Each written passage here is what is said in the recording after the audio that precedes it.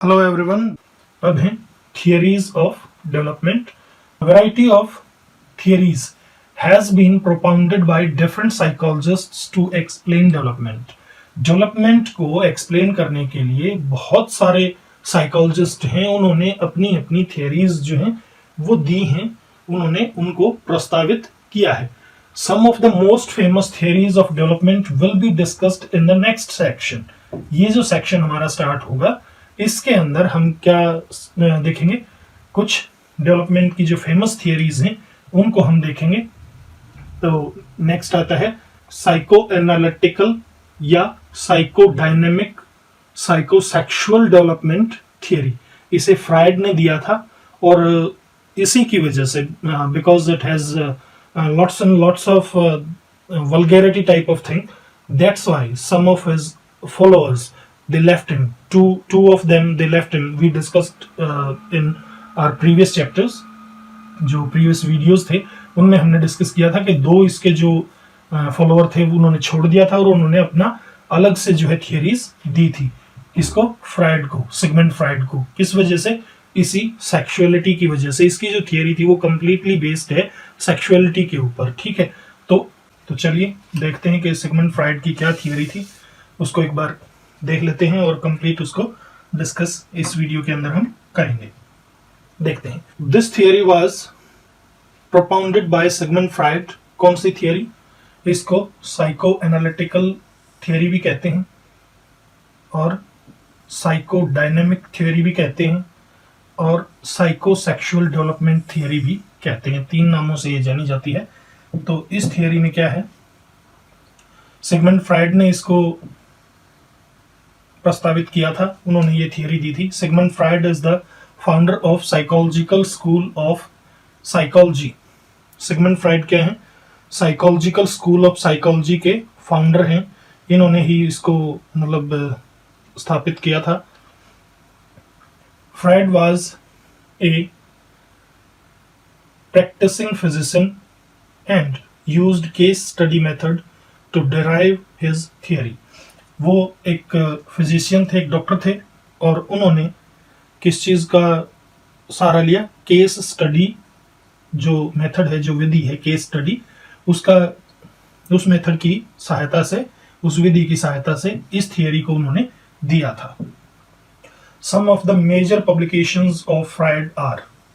ये कुछ major publications हैं फ्राइड के, आप इनको पढ़ लेना.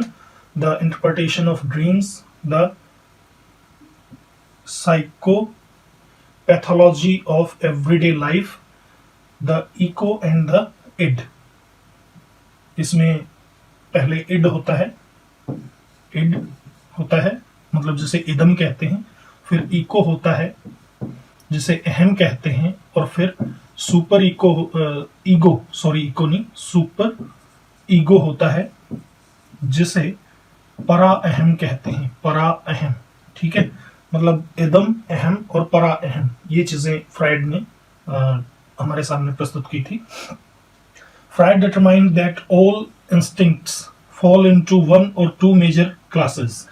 फ्राइड ने ये बताया था कि सभी के सभी जो प्रवृत्ति हैं, मतलब इंस्टिंक्ट्स हैं, जो भी हमारे अंदर प्रवृत्तियां हैं, वो दो मेजर क्लासेस में उनको डिफाइन किया जा सकता है.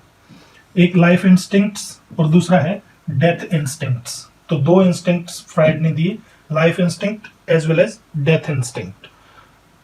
आगे क्या कहा देखते हैं. आगे इन्होंने ये लाइफ इंस्टिंक्ट और डेथ इंस्टिंक्ट्स को डिस्कस किया है इसमें. तो देखिए, life instincts, eros, sometimes referred to as sexual instincts. The life instincts are those that deal with basic survival, pleasure and reproduction. ये जो लाइफ इंस्टिंक्ट्स हैं इनको सेक्सुअल इंस्टिंक्ट्स भी कहा है, कई बार ये माना जाता है. और इसके अंदर क्या क्या शामिल होते हैं? सर्वाइवल, बेसिक ये प्लेजर और रिप्रोडक्शन, ये चीजें इसमें शामिल की हैं. These instincts are essential for sustaining the life of the individual as well as the continuation of the species. और ये instincts कोई भी इंडिविजुअल जो है उसकी लाइफ को सस्टेन करने के लिए और जो स्पेसेस हैं, जो प्रजातियां हैं, उनको आगे बढ़ाने के लिए इनकी जरूरत है. While they are often called sexual instincts, these drives also include such things as thirst, hunger and pain avoidance. जबकि इन्हें सेक्सुअल इंस्टिंक्ट्स कहा जाता है, इनके अंदर और क्या क्या चीजें शामिल होती हैं, जैसे थ्रस्ट, हंगर, प्यास, भूख, और पेन अवॉइडेंस मतलब दुख दर्द से बचना, ये चीजें भी इसी में शामिल की जाती हैं. किसमें? जो लाइफ इंस्टिंक्ट है. आगे लाइफ इंस्टिंक्ट के बारे में और इन्होंने क्या कहा है देखिए.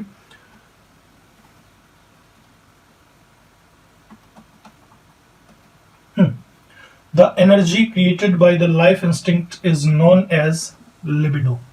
जो लाइफ इंस्टिंक्ट्स की जो एनर्जी है, एनर्जी जो लाइफ इंस्टिंक्ट द्वारा क्रिएट की जाती है, उसे लिबिडो के रूप में जानते हैं. लिबिडो जिसे आप कामेच्छा कह सकते हैं. Behaviours commonly associated with the life instinct include love, cooperation and other pro social actions. इसके अंदर जो इस वृत्ति से जुड़े जो भी चीजें हैं, वो आमतौर पर क्या क्या हैं? व्यवहार में प्रेम, सहयोग और अन्य सामाजिक कार्य वो इसमें शामिल होते हैं. अब बात आती है डेथ इंस्टिंक्ट्स की. थैनाटोस कहते हैं इनको. The concept of the death instinct was initially described in Freud's book Beyond the pleasure Principle, in which he proposed that the goal of all life is death. 1920 1920 में ये बुक पब्लिश हुई थी, beyond the pleasure principal.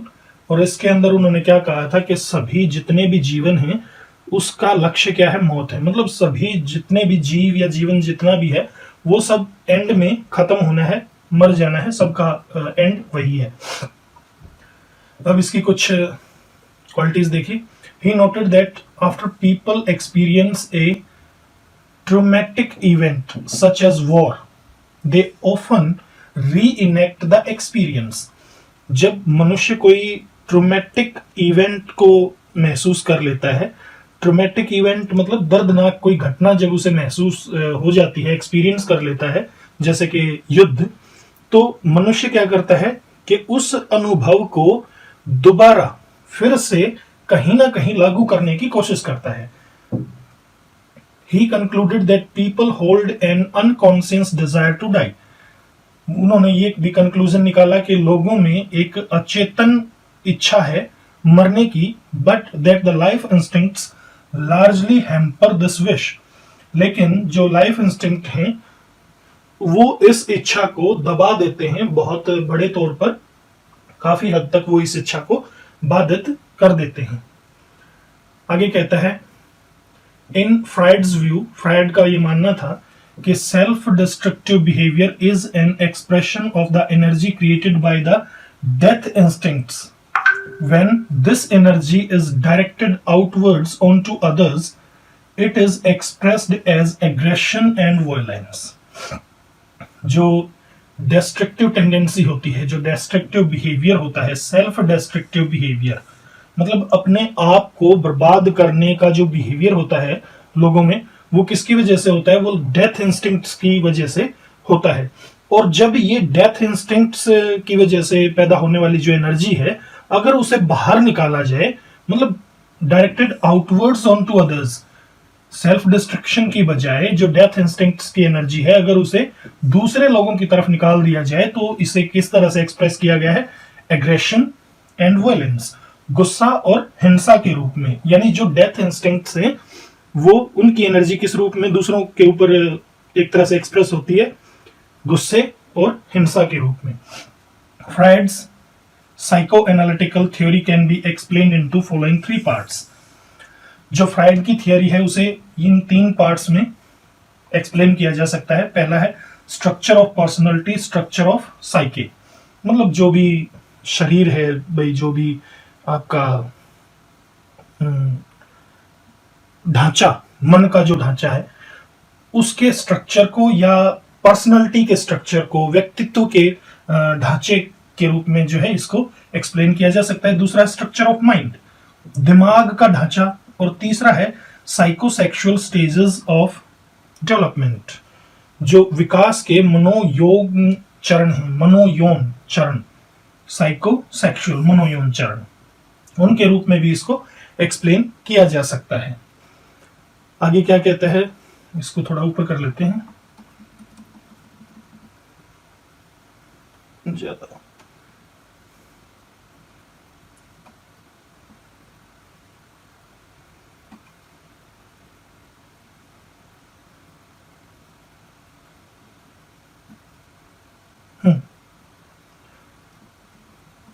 आगे इसने कहा है structure of personality, structure of साइके, जो व्यक्तित्व या जो साइके है, जो मन है, उसका जो ढांचा है, उसके बारे में जो बात की।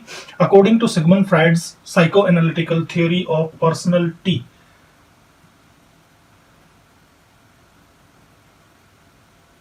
Personality is composed of 3 elements. जो psychoanalytical theory of personality है, उसके अंदर फ्राइड ने माना कि पर्सनैलिटी जो है वो 3 चीजों से मिलकर बनी है। These 3 elements of personality known as the id, idam, the ego, aham, and the superego, para aham, work together to create complex human behavior. यानी इस साइकोलॉजी के अंदर, इस थियरी के अंदर 3 चीजों से पर्सनालिटी बनी है। पर्सनालिटी के अंदर 3 चीजें होती हैं। पहली है इड, जिसे इदम कहते हैं, इदम। दूसरा ईगो, जिसे अहम कहते हैं, और तीसरा है सुपर ईगो, जिसे परा अहम कहते हैं। ठीक है, तो ये 3 चीजों से मिलकर जो है किसी भी इंसान की पर्सनालिटी बनी होती है इस थियरी के अकॉर्डिंग। अब बात करते हैं इड की। इड क्या है? ए डेविल इन अ मैन, एक इंसान के अंदर एक शैतान, उसे हम इड कहते हैं या इदम उसको कहते हैं। The id is the only component of personality that is present from birth. जन्म से ही ये मनुष्य के अंदर प्रस्तुत होता है, प्रेजेंट होता है। ये ध्यान रखना है, सिर्फ एक इड है जो जन्म के समय से ही मनुष्य में होता है। This aspect of personality is entirely unconscious and includes of the instinctive and primitive behaviors. ये जो व्यक्तित्व का ये जो पहलू है वो पूरी तरह से अनकॉन्शियस होता है, मतलब अचेतन रहता है, और सहज और आदिम व्यवहारों में ये शामिल है। इंस्टिंक्टिव एंड प्रिमिटिव बिहेवियर्स, जो सहज और आदिम बिहेवियर हैं, उनके अंदर ये शामिल है। According to Freud, the id is the source of all psychic energy. जितनी भी साइकिक एनर्जी है, जो मानसिक, मन को जो एनर्जी मिलती है, जो मन की एनर्जी है जितनी भी, वो किससे मिलती है? वो इड से मिलती है, इदम से मिलती है। Making it the primary component of personality, जिसकी वजह से ये प्राइमरी कंपोनेंट बन जाता है पर्सनालिटी का। क्या? इदम। तो अगर ये पूछ लिया जाए कि भाई इदम जो है वो पर्सनालिटी का प्राइमरी कंपोनेंट क्यों है, या पर्सनालिटी का प्राइमरी कंपोनेंट कौन सा है फ्राइड के अकॉर्डिंग, तो वो इदम है, इड है। और क्यों है? क्योंकि ये सोर्स ऑफ साइकिक एनर्जी है। ठीक है, तो ये भी पूछा जा सकता है कि which of these is source of psychic energy, तो वो तीनों आपको दे सकता है, इड दे सकता है, ईगो दे सकता है, और सुपर ईगो दे सकता है। तो इड जो है वो इसका सोर्स है।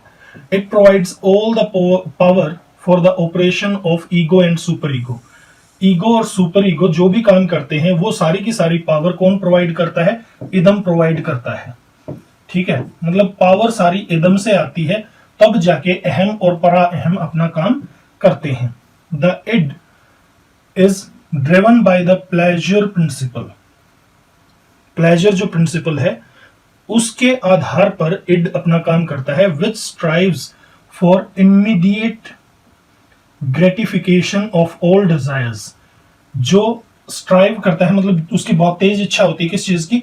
कि सारी की सारी जो इच्छाएं हैं वो तुरंत पूरी हो, वांट्स तुरंत पूरी हो और नीड्स तुरंत पूरी हो। मतलब उसको जो कुछ चाहिए है, जो उसकी इच्छाएं हैं, वो सब तुरंत पूरी होनी चाहिए। If these needs are not satisfied immediately, अगर इनको तुरंत सेटिस्फाई नहीं किया जा सकता, the result is a state of anxiety और टेंशन। तो रिजल्ट क्या निकलता है? स्टेट ऑफ एंजाइटी और टेंशन हो जाती है, चिंता और मतलब एंजाइटी, जिसे आप इसे भी चिंता ही कह सकते हो, और टेंशन तो आप समझते ही हो। फॉर एग्जाम्पल के तौर पर, an increase in hunger or thirst should produce an immediate attempt to eat or drink. अगर आपको बहुत ज्यादा भूख या प्यास आपकी बढ़ जाती है तो उस स्थिति में क्या होता है, आपको तुरंत खाना चाहिए होता है या तुरंत आपको पानी चाहिए होता है। The id is very important early in life because it ensures that an infant's need are met.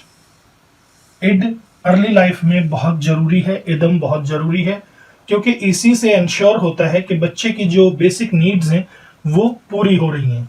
यही इंश्योर करता है इदम। If the infant is hungry or uncomfortable, अगर बच्चा भूखा है या अनकंफर्टेबल है, he or she will cry until the demands of the id are met. तो वो कब तक रोएगा? जब तक के इदम की जो डिमांड्स हैं, इदम क्या चाहेगा? भूख लगी है तो इदम को तुरंत खाना चाहिए, तो वो तब तक रोएगा जब तक उसकी डिमांड्स पूरी नहीं होंगी। अनकंफर्टेबल है तो इदम को क्या चाहिए? कंफर्ट चाहिए। तो जब तक उसको कंफर्ट नहीं मिलेगा वो रोता ही रहेगा बच्चा।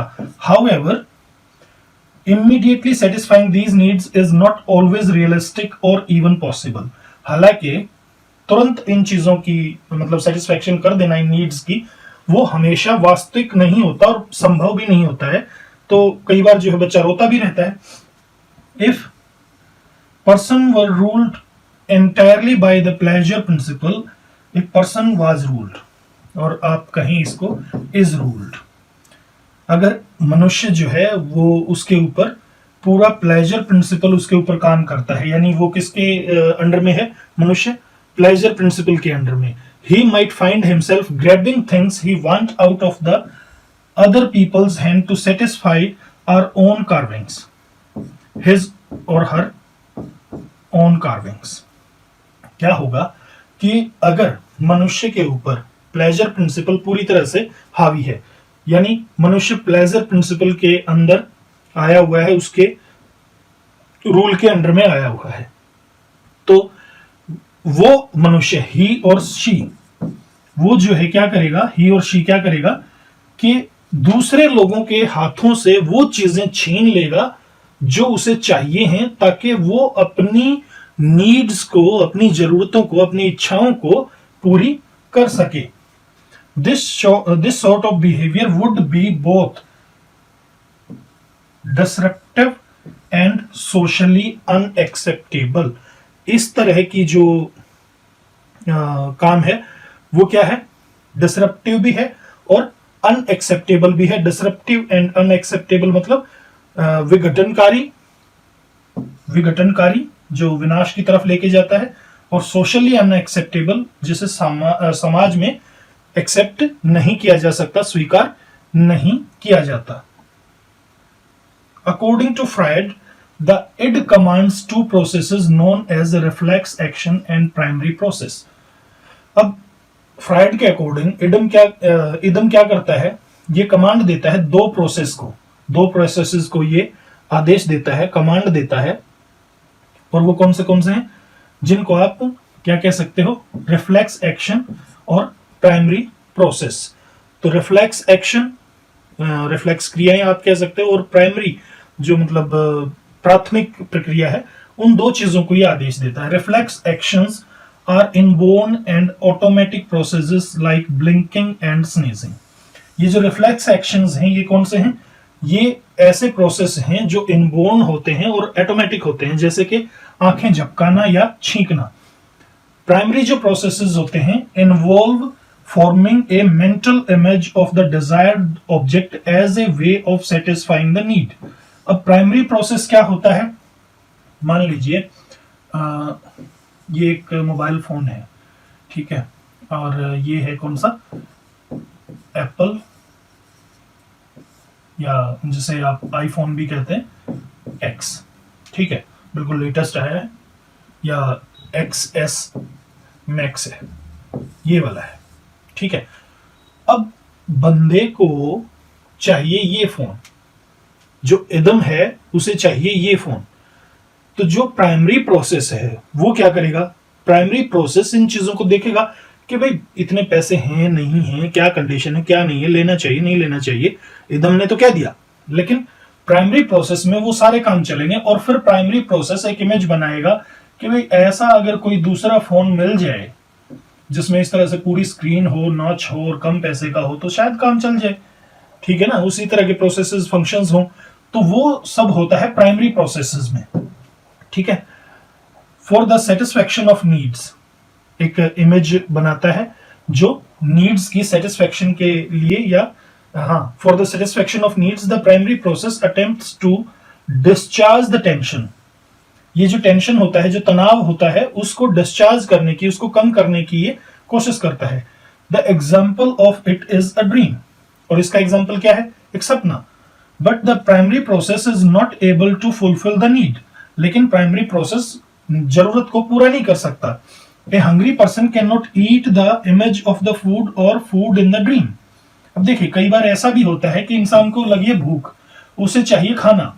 ठीक है, ये मान लीजिए उसने अपना इमेज बना ली कि भाई ये रोटियां रखी हैं और ये सब्जी रखी है, इसमें दही है, इसमें रायता है, और अब मेरी भूख मर जाएगी। तो ऐसा नहीं हो सकता, ये तो इम्पॉसिबल है। इस इमेज को खाया तो नहीं जा सकता, या सपने में ऐसा दिख जाए तो उसकी भूख मिटेगी तो नहीं। तो प्राइमरी प्रोसेसेस हमेशा जो है वो नीड को सेटिस्फाई करने में सक्षम नहीं होते, लेकिन कई बार ये टेंशन को कम कर देते हैं। बस इतना सा इनका काम होता है। Hence, a secondary process starts developing. Primary process हो गया, पहला तो जो है रिफ्लेक्स एक्शन हो गया, ब्लिंकिंग स्नेजिंग जैसा। फिर प्राइमरी प्रोसेस हो गया, मतलब उस चीज की इमेज बना लेना माइंड में। फिर जब ये चीजें पूरी नहीं होती तो एक सेकेंडरी प्रोसेस स्टार्ट होता है। When this occurs the ego, second component of personality starts taking place.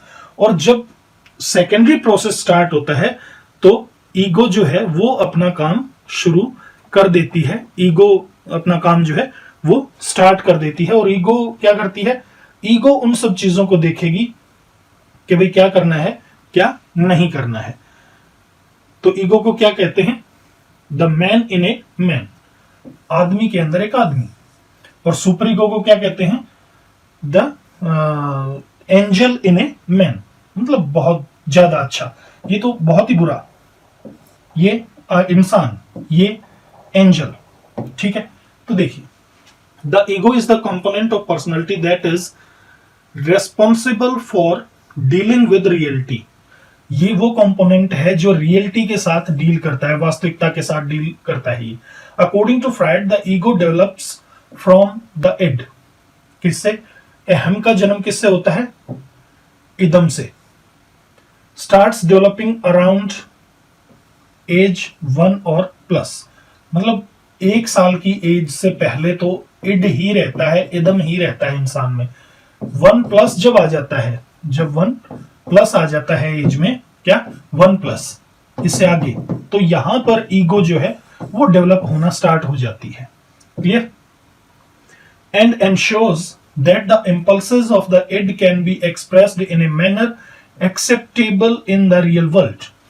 और ईगो जो है वो इस चीज का ध्यान रखता है कि जो इदम की इच्छाएं हैं उनको वो इस तरह से एक्सप्रेस करे ताकि वो वास्तविक दुनिया में एक तरह से एक्सेप्टेबल हों। The ego fulfils the need, ego जरूरतों को पूरा करती है। Its main work is to find ways and means for satisfaction of the needs of id. इसका मेन काम क्या होता है कि जो इदम की जो जरूरतें हैं उनकी सेटिस्फैक्शन के लिए ये कोई तरीके ढूंढे, कोई साधन ढूंढे कि वो किस तरह से पूरी हो सकती हैं। The ego functions in the conscious, preconscious and unconscious mind. 3 अवस्थाएं हैं, चेतन, अर्धचेतन और अचेतन। तो तीनों तरह का जो दिमाग है, जो चेतन मन, अर्धचेतन मन और अचेतन मन, तीनों में ही ईगो जो है वो काम करती है। Thus it is partly conscious, इसलिए ये पार्टली कॉन्शियस है, पूरी तरह से ये कॉन्शियस नहीं है। पहले वाली अनकॉन्शियस, ये पार्टली कॉन्शियस, नेक्स्ट पॉइंट देखते हैं, the ego operates based on the reality principle. Ego किस पे काम करती है? रियलिटी प्रिंसिपल पे, which strives to satisfy the id's desires in realistic and socially appropriate ways. ये कोशिश करती है कि जो इदम की इच्छाएं हैं उनको वास्तविक और सामाजिक रूप से सही तरीके से पूरा किया जाए। The reality principle weighs the costs and benefits of an action before deciding to act upon or abandon impulses। जो रियलिटी प्रिंसिपल है वो इन बातों का अंदाजा लगा लेता है, मतलब ध्यान रखता है कि किसी भी काम को करने या उसे छोड़ने से पहले क्या उसका फायदा होगा, क्या उसका नुकसान होगा, इन चीजों का अंदाजा एकदम अहम लगा लेता है। In many cases the it's impulses can be satisfied through a process of delayed gratification.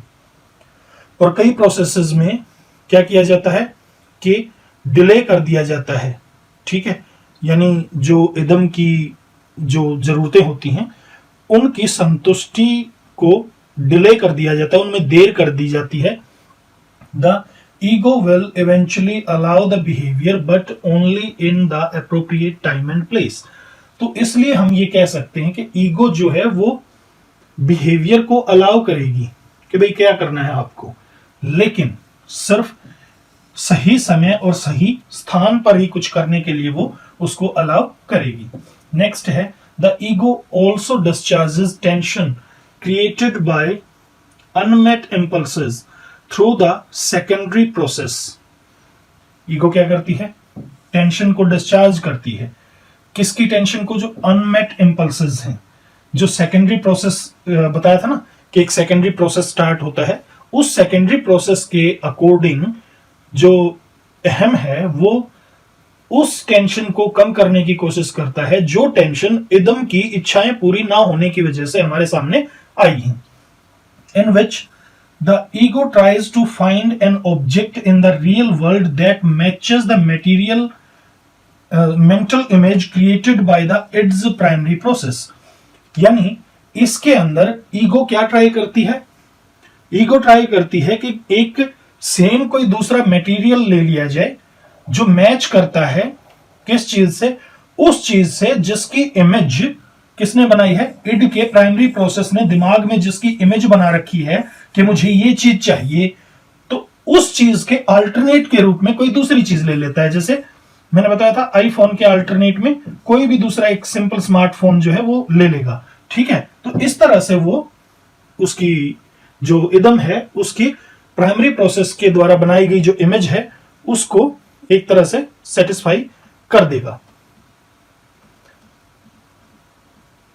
अब देखते हैं सुपर ईगो। जो सुपर ईगो होती है उसे क्या कहते हैं? An angel in a man, कि एक इंसान के अंदर एक देवदूत, एक देवता। The last component of personality to develop is the superego. According to Freud, the superego begins to emerge at around age 5. 0 to 1 id, ठीक है, 1 प्लस ईगो और 5 प्लस 50 प्लस हो गया, 5 प्लस सुपर ईगो, ठीक है। तो इस तरह से ये प्रोसेस चलता है। The superego is the aspect of personality that holds all of the individual's internalized moral standards and ideas that he acquires from both parents and society, his sense of right and wrong. Thus, it is the moral arm of the personality and thus operates on the morality principle. जो super ego है वो किस पे काम करती है? Morality principal पे। इसके अंदर होता क्या है कि किसी भी इंसान की पर्सनालिटी में जो भी मोरल चीजें हैं, जो मोरल स्टैंडर्ड्स हैं, जो मोरल आइडियाज हैं, जो उसने कहां से लिए हैं? या तो अपने पेरेंट्स से या सोसाइटी से लिए हैं। यानी जो वो जो समझ है अच्छे और बुरे की वो यहां पर काम करती है। तो ये किसके ऊपर काम करता है? नैतिक सिद्धांत के ऊपर काम करता है super ego. The super ego provides guidance for making judgments. Judgments के लिए गाइडेंस देता है। In general the super ego is thought to be the social development of the personality. तो पर्सनैलिटी की जो सोशल डेवलपमेंट है वो किसको माना जाता है? वो माना जाता है सुपर ईगो को। कि जब इंसान के अंदर सुपर ईगो आ जाती है, that means that fellow is socially developed. The ego is regarded as the psychological component of the personality while id is regarded as the biological component।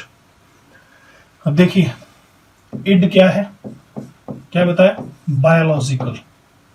Biological biological का अर्थ क्या है? जैविक। जो इंसान जब जन्म लेता है तभी से वो इसके अंदर होती है। ईगो क्या है? ईगो साइकोलॉजी से संबंधित है, साइकोलॉजिकल है, ठीक है, साइकोलॉजिकल। और सुपर ईगो क्या है?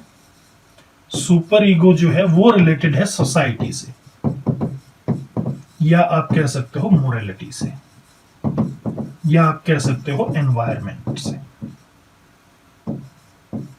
ठीक है। तो इन चीजों से रिलेटेड है ये सुपर ईगो। तो यहां पर इसने यही बताने की कोशिश की है कि कौन सा किससे रिलेटेड है। जो सुपर ईगो है वो सोसाइटी से रिलेटेड है, और जो ईगो है वो साइकोलॉजी से रिलेटेड है, और जो सुपर ईगो है वो किससे रिलेटेड है? वो जो इदम है, इड है, वो रिलेटेड है बायोलॉजी से, ठीक है।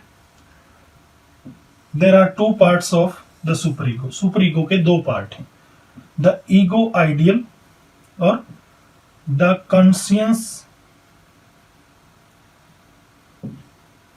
द ईगो आइडियल और द कॉन्शियस, ये दो पार्ट हैं। तो द ईगो आइडियल में क्या होता है? Which includes the rules and standards for good behaviour.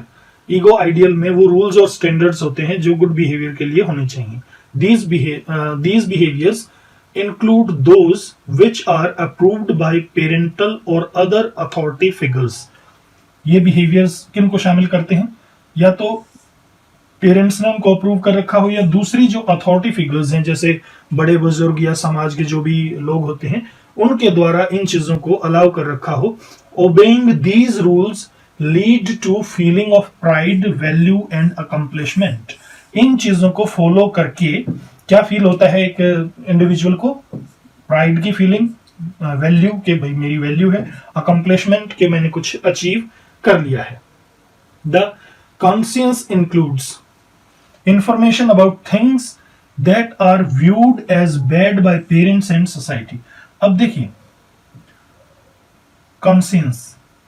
Conscious में जो बुरी हैं और आइडियल में जो सही हैं।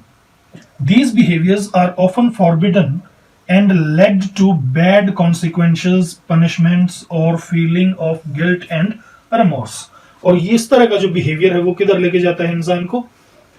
जो फॉरबिडन जो चीजें हैं, and led to bad consequences, और जिनके बुरे परिणाम निकलने हैं उनकी तरफ, या जो पनिशमेंट जिनसे मिलेगी, जिनसे फीलिंग ऑफ गिल्ट एंड रोमर्स होगा, यानी पश्चाताप की जिनसे भावना होगी, ये फीलिंग्स इंसान को उस तरफ लेकर जाती हैं। आगे क्या कहा है? The super ego acts to perfect and civilize individual's behaviour. Super ego कैसे काम करती है? किसी भी इंडिविजुअल बिहेवियर को परफेक्ट करने में, सिविलाइज करने में ये योगदान देती है। It works to suppress all unacceptable usage of the id and struggles to make the ego act upon idealistic standards rather than upon realistic principles. यहां पर क्या होता क्या है? सुपर ईगो क्या काम करती है? देखो, सारा काम तो ईगो को करना होता है। जो इड जो भी आदेश देता है उसे ईगो फॉलो करती है, लेकिन फिर इधर से सुपर ईगो भी है, ठीक है, सुपर ईगो। अब सुपर ईगो क्या करती है? वो ईगो को फोर्स करती है कि वो जो है आइडियलिस्टिक स्टैंडर्ड के ऊपर काम करे, ना कि रियलिस्टिक प्रिंसिपल्स के ऊपर, ठीक है। The super ego is present in the conscious. ये कॉन्शियस में होती है, प्री कॉन्शियस में होती है, अनकॉन्शियस में भी होती है। तो ये भी पार्टली कॉन्शियस आप इसको भी कह सकते हैं। नेक्स्ट है the interaction of the id ego and superego, इन तीनों के बीच में संबंध। With so many competing forces, it is easy to see how conflict might arise between the id, ego and superego. इन तीनों के बीच में जो competing forces हैं वो इन तीनों के बीच में किस तरह से conflict पैदा कर देती हैं वो देखना है। Conflicts can occur between the components of the three tiers of personality। ये जो personality के तीनों tiers हैं, जो तीन मतलब अवस्थाएं हैं, उनके बीच में कॉन्फ्लिक्ट, संघर्ष जो है वो पैदा हो सकता है। दिस रिजल्ट इन एंजाइटी, और ये चिंता का विषय होता है। For preventing the painful feeling of anxiety, anxiety की जो दर्द भरी भावना है उसको प्रिवेंट करने के लिए, उससे बचने के लिए the ego adopts a number of unconscious strategies which are called defence mechanism. मतलब इड की कोई बात पूरी नहीं हुई, या इड, ईगो और सुपर ईगो, इन तीनों के बीच में आपस में कोई किसी बात पे संघर्ष चल रहा है। ठीक है, इड मान लो कहता है मुझे ये चीज चाहिए, ठीक है। ईगो जो है वो इसको लाने की कोशिश कर रहा है, लेकिन सुपर ईगो जो है वो क्या कर रहा है, वो ईगो को ये चीज लाने से मना कर रहा है। क्लियर है? तो अब ईगो भी प्रॉब्लम में, इड भी प्रॉब्लम में, सुपर ईगो भी प्रॉब्लम में, क्योंकि इड इधर से फिर से फोर्सेस लगा रहा है, तो ईगो कोशिश करेगा, फिर से सुपर ईगो फिर से कोशिश करेगा इसको रोकने की। तो इस तरह से जो कॉन्फ्लिक्ट चलता है, इससे एंजाइटी पैदा होती है, चिंता पैदा होती है, और इस एंजाइटी की फीलिंग को अवॉइड करने के लिए ईगो क्या है, वो कुछ अनकॉन्शियस स्ट्रेटेजीज को अपनाता है। मतलब उसको पता ही नहीं होता कि मैं ये क्यों कर रहा हूं, तो अनकॉन्शियस स्ट्रेटेजीज को अपनाता है, जिसे डिफेंस मैकेनिज्म कहा जाता है। Repression is the defense mechanism most commonly used by the ego। और इसमें जो repression है वो कई बार ईगो के द्वारा यूज किया जाता है, यानी उसको दबाने का जो काम है। किसको दबाने का? जो रिप्रेशन है, जो दबाने का काम है, किसको? उस इच्छा को ही दबा देना। यानी इड जिस चीज की चाह कर रहा है, जो चीज इसे चाहिए है, इस इच्छा को ही ईगो जो है वो दबा देता है, स्प्रेस कर देता है। तो ये भी एक डिफेंस मैकेनिज्म इसके द्वारा अपनाया जाता है। किसके द्वारा? ईगो के द्वारा। ये तीन चीजें जो दिखा रखी हैं, तीन पिक्चर्स, ये तीनों इंसान के माइंड में, ये आपकी पिक्चर में पूरी तरह से बुक में छपा हुआ है। ये तो आंखें दिखाई दे रही हैं, यहाँ फिर ये जैसे सिर हुआ, सिर के अंदर माइंड में ये तीन है, इड है, ईगो है, सुपर ईगो है। तो आई वांट इट नाउ, मुझे ये अभी चाहिए। Bit of planning to get it, ego क्या कहता है कि मुझे इसको पाने की कोई प्लानिंग करनी पड़ेगी। Have it, it's not right, ये डिसाइड करता है कि लो या ना लो, ये ठीक है या नहीं है। कौन डिसाइड करता है? Super ego. चलिए आगे देखते हैं। Freud used the term ego strength to refer to the ego's ability to function despite these dueling forces। जो फ्राइड है उसने ये जो ड्यूलिंग फोर्सेस हैं, ये जो द्वंद्व युद्ध चलता है आपस में, जो ड्यूअल चलती है, जो लड़ाई चलती है, जो फाइट चलती है, उसके इन बलों के बावजूद जो है क्या किया है? ईगो स्ट्रेंथ नाम का एक टर्म यूज किया है, जो ईगो की एबिलिटी के बारे में है कि वो फंक्शन कैसे करती है। ठीक है, तो ईगो किस तरह से कार्य करने में सक्षम है, उसके लिए एक टर्म यूज किया, ईगो स्ट्रेंथ। किस कंडीशन में? जब ये फोर्सेस चल रही होती हैं।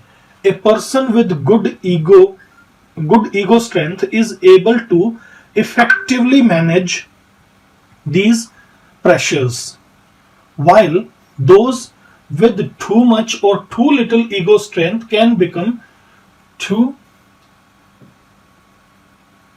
unyielding or too disputing। क्या होएगा? जिसके अंदर ये जो ईगो स्ट्रेंथ है वो सही है, बैलेंस्ड है, तो वो इस प्रेशर को मैनेज कर लेगा। इस जो आपस में कॉन्फ्लिक्ट का जो प्रेशर चल रहा है उसको वो झेल लेगा। लेकिन अगर कहीं इस स्ट्रेंथ की अधिकता है या कमी है, तो क्या होगा कि वो उस प्रेशर को ढंग से नहीं झेल पाएगा, या तो वो अनयील्डिंग स्टेट में जाएगा या डिसरप्टिव जो स्टेट है उसमें वो चला जाएगा, जैसे या तो असुरक्षित हो जाएगा या बाधित जो है वो हो जाएगा। अब आगे कहता है, explaining the relationship between ego and the id, Freud stated, इनके आपस में जो रिलेशन है उनको समझते हुए फ्रायड ने क्या कहा है, Imagine that the relationship between the ego and the id is similar to the relationship between horse, who is id, and rider, who is ego. While the rider usually determines the direction of the horse, there are those times when it is the horse who leads the rider. Freud ने इन दोनों के relation को, किस किस के relation को, ego और इड के रिलेशन को समझाने के लिए क्या कहा है कि ये जो है, ये इड जो है वो एक घोड़ा है, ठीक है, ये 4 टांगों वाला घोड़ा लगा लीजिए, ये इसका मुंह, ये इसकी पूंछ, और ये ईगो कौन है, ये इसके ऊपर बैठा हुआ कोई भी एक इंसान है, ठीक है, ये इंसान इसके ऊपर जो बैठा है, जो राइडर है। अब आमतौर पे फ्रायड कहता है होता क्या है कि ये जो इंसान है ये डिसाइड करता है, डिटरमाइन करता है कि इस घोड़े को जाना किधर है, यानी इड को क्या करना है, क्या लेना है, क्या नहीं लेना है, वो डिसाइड करता है ईगो। लेकिन कई बार ऐसी सिचुएशन भी आती है कि घोड़ा बहुत ज्यादा हठी हो जाता है या कोई और सिचुएशन आ जाती है, जैसे ये जो राइडर है वो उस टाइम पे फैसला लेने में सक्षम ही ना हो सकता है अनकॉन्शियस हो या कोई और बात हो, तो ऐसे सिचुएशन भी आती है कि ये घोड़ा डिसाइड करता है कि इसे किधर जाना है, किसको, राइडर को किधर लेके जाना है, ठीक है। तो ऐसे सिचुएशन लेकिन बहुत ही कम आती हैं कि जिनमें इड जो है वो लीड करे, ईगो लीड करती है हमेशा ही, ईगो उसको लेके जाती है। According to Freud, the key to healthy personality is a balance between the id, the ego and the super ego. Freud के अकॉर्डिंग जो एक हेल्दी पर्सनालिटी है उसके लिए क्या क्या चाहिए, एक बैलेंस चाहिए तीनों के बीच में, किस किस के बीच में, इड के बीच में, ईगो के बीच में और सुपर ईगो के बीच में। अब आगे जो है ये नोट दे रखा है, नोट के अंदर क्या है, note, while understanding the id, ego and superego, इन तीनों को समझते हुए, it should be kept in mind that these are not the separate entities with sharply defined boundaries, but rather that they represent a variety of different processes, functions and dynamics within the person.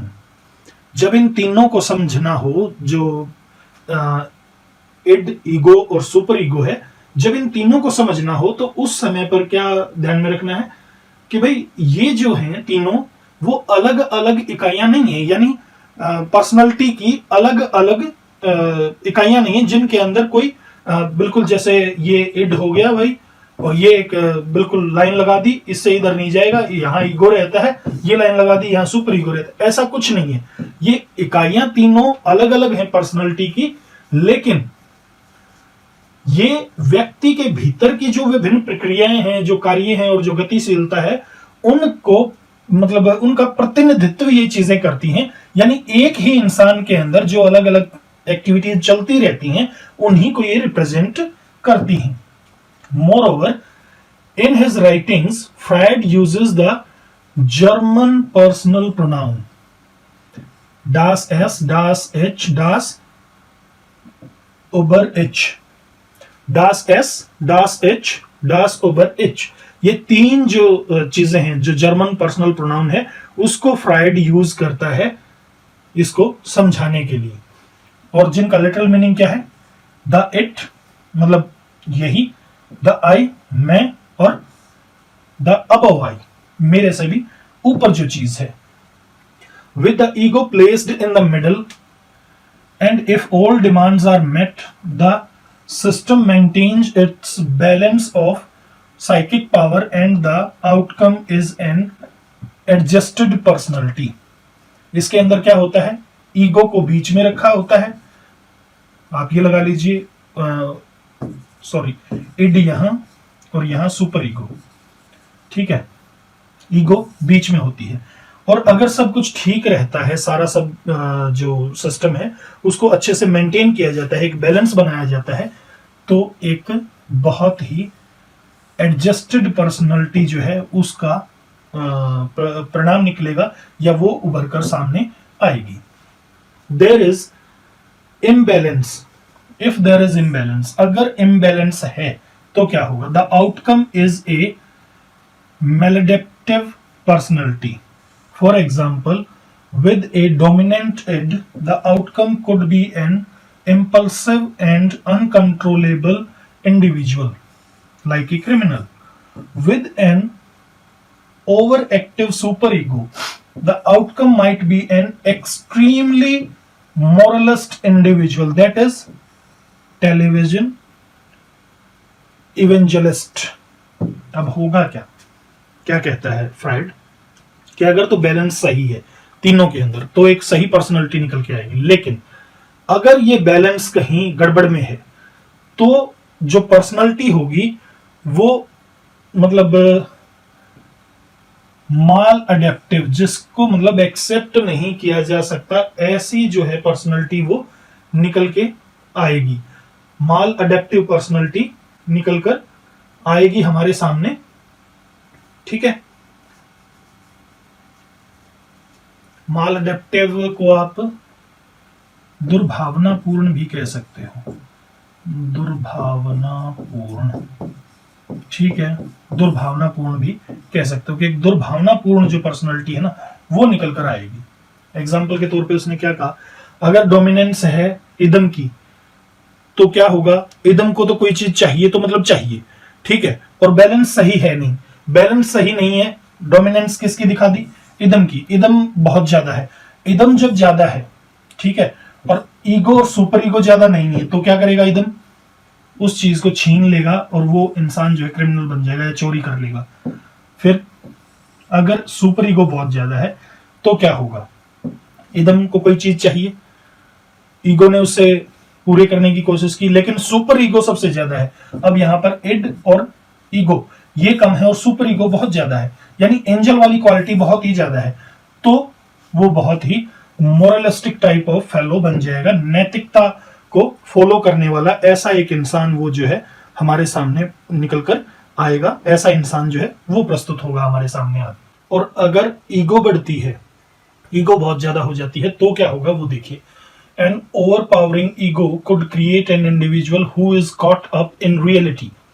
मतलब अगर ego बढ़ जाती है, बहुत ज्यादा overpower कर लेती है ईगो किसी इंसान को, तो वो बहुत ही ज्यादा रियलिस्टिक बंदा हो जाएगा, उसको रियलिटी जो है वो पकड़ लेगी। For example, extremely rigid and unable to stray from rules और स्ट्रक्चर। क्या हो जाएगा वो? एक्सट्रीमली रिजिड हो जाएगा, बहुत ज्यादा हठी हो जाएगा, और unable to stray from rules and structure, और वो रूल्स और स्ट्रक्चर्स से भटकेगा नहीं, मतलब हर बात रूल रेगुलेशन की ही करेगा। Is unable to be spontaneous, वो स्पॉन्टेनियस नहीं बन पाएगा, सहज नहीं बन पाएगा। For example, express id impulses और lacks a personal sense of what is right and wrong, just like somebody who goes by the book।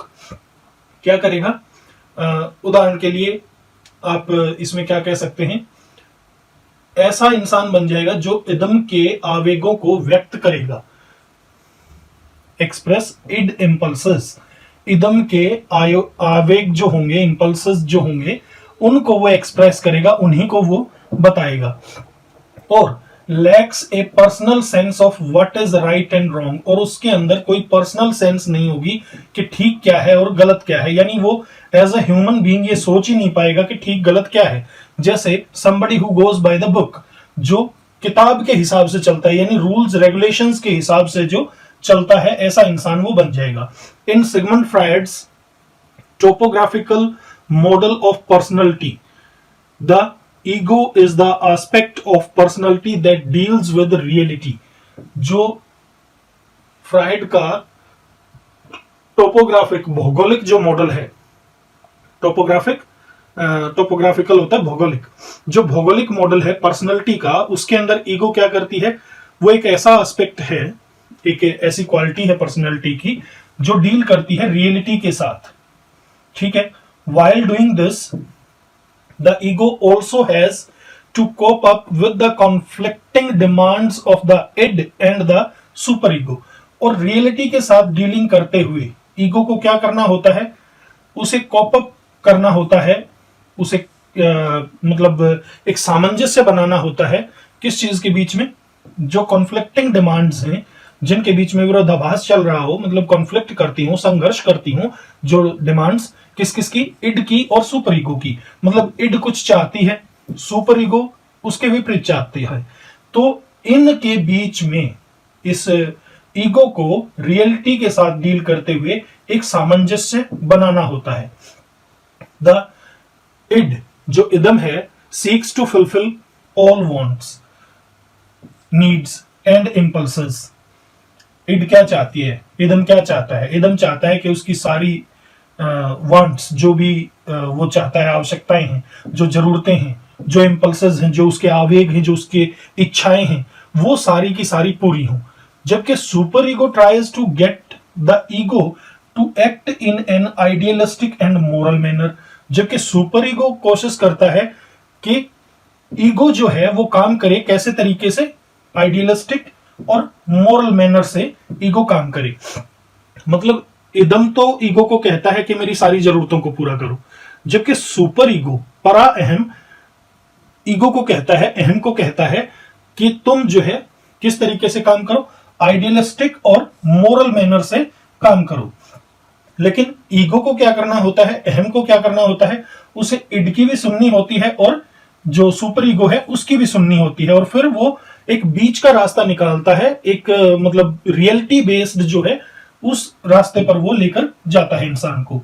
What happens when the ego can not deal with the demands of our desires, the constraints of reality and on moral standards.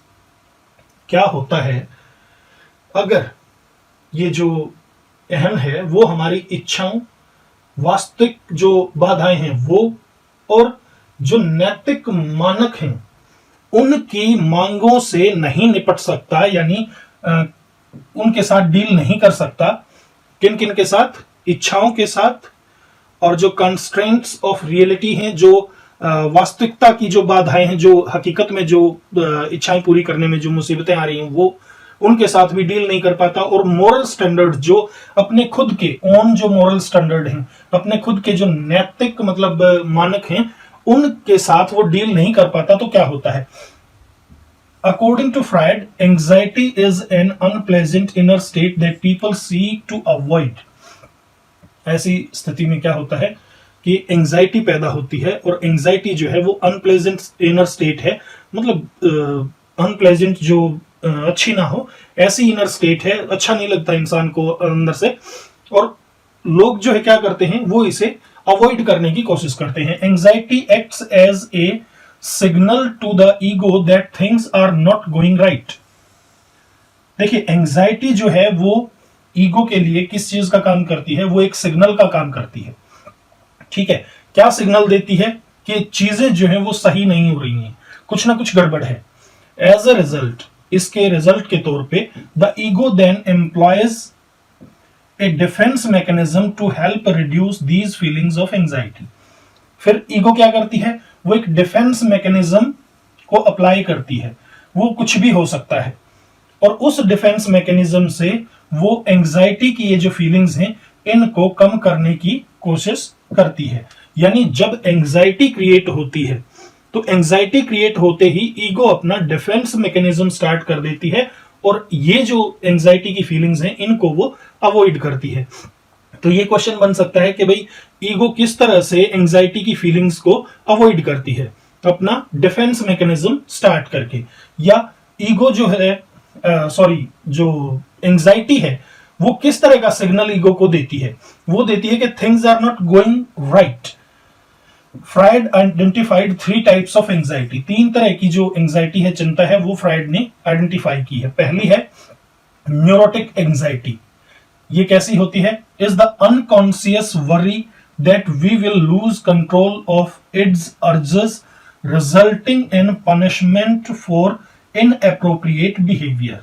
जो neurotic anxiety है उसके अंदर क्या होता है? ये अचेतन मन की चिंता होती है और हम इदम के आग्रहों पर नियंत्रण खो देते हैं। जो इदम हमें आग्रह करती है, जो अर्जेस करती है कि भाई ये काम करो, उसके ऊपर नियंत्रण हम खो देते हैं और उसका परिणाम क्या होता है? अनुचित व्यवहार हम कर बैठते हैं और उसकी पनिशमेंट जो है वो मिलती है। यानी जो न्यूरोटिक एंजाइटी है इसके अंदर अनकॉन्शियस वरी होती है ये, और हम कंट्रोल खो देते हैं इदम के आग्रहों पर। यानी इदम ने जो कुछ कहा उस आग्रह के ऊपर हमारा कंट्रोल नहीं रहता और फिर रिजल्ट क्या निकलता है कि पनिशमेंट मिलती है एक इनएप्रोप्रिएट बिहेवियर के लिए। दूसरा है रियलिटी एंजाइटी। ये किस चीज का फियर है? Fear of real world events. जो वास्तविक दुनिया में जो इवेंट्स होते हैं उनके प्रति ये फियर होता है, भय होता है।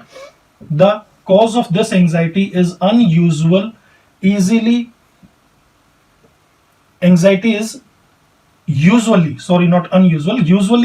easily identified।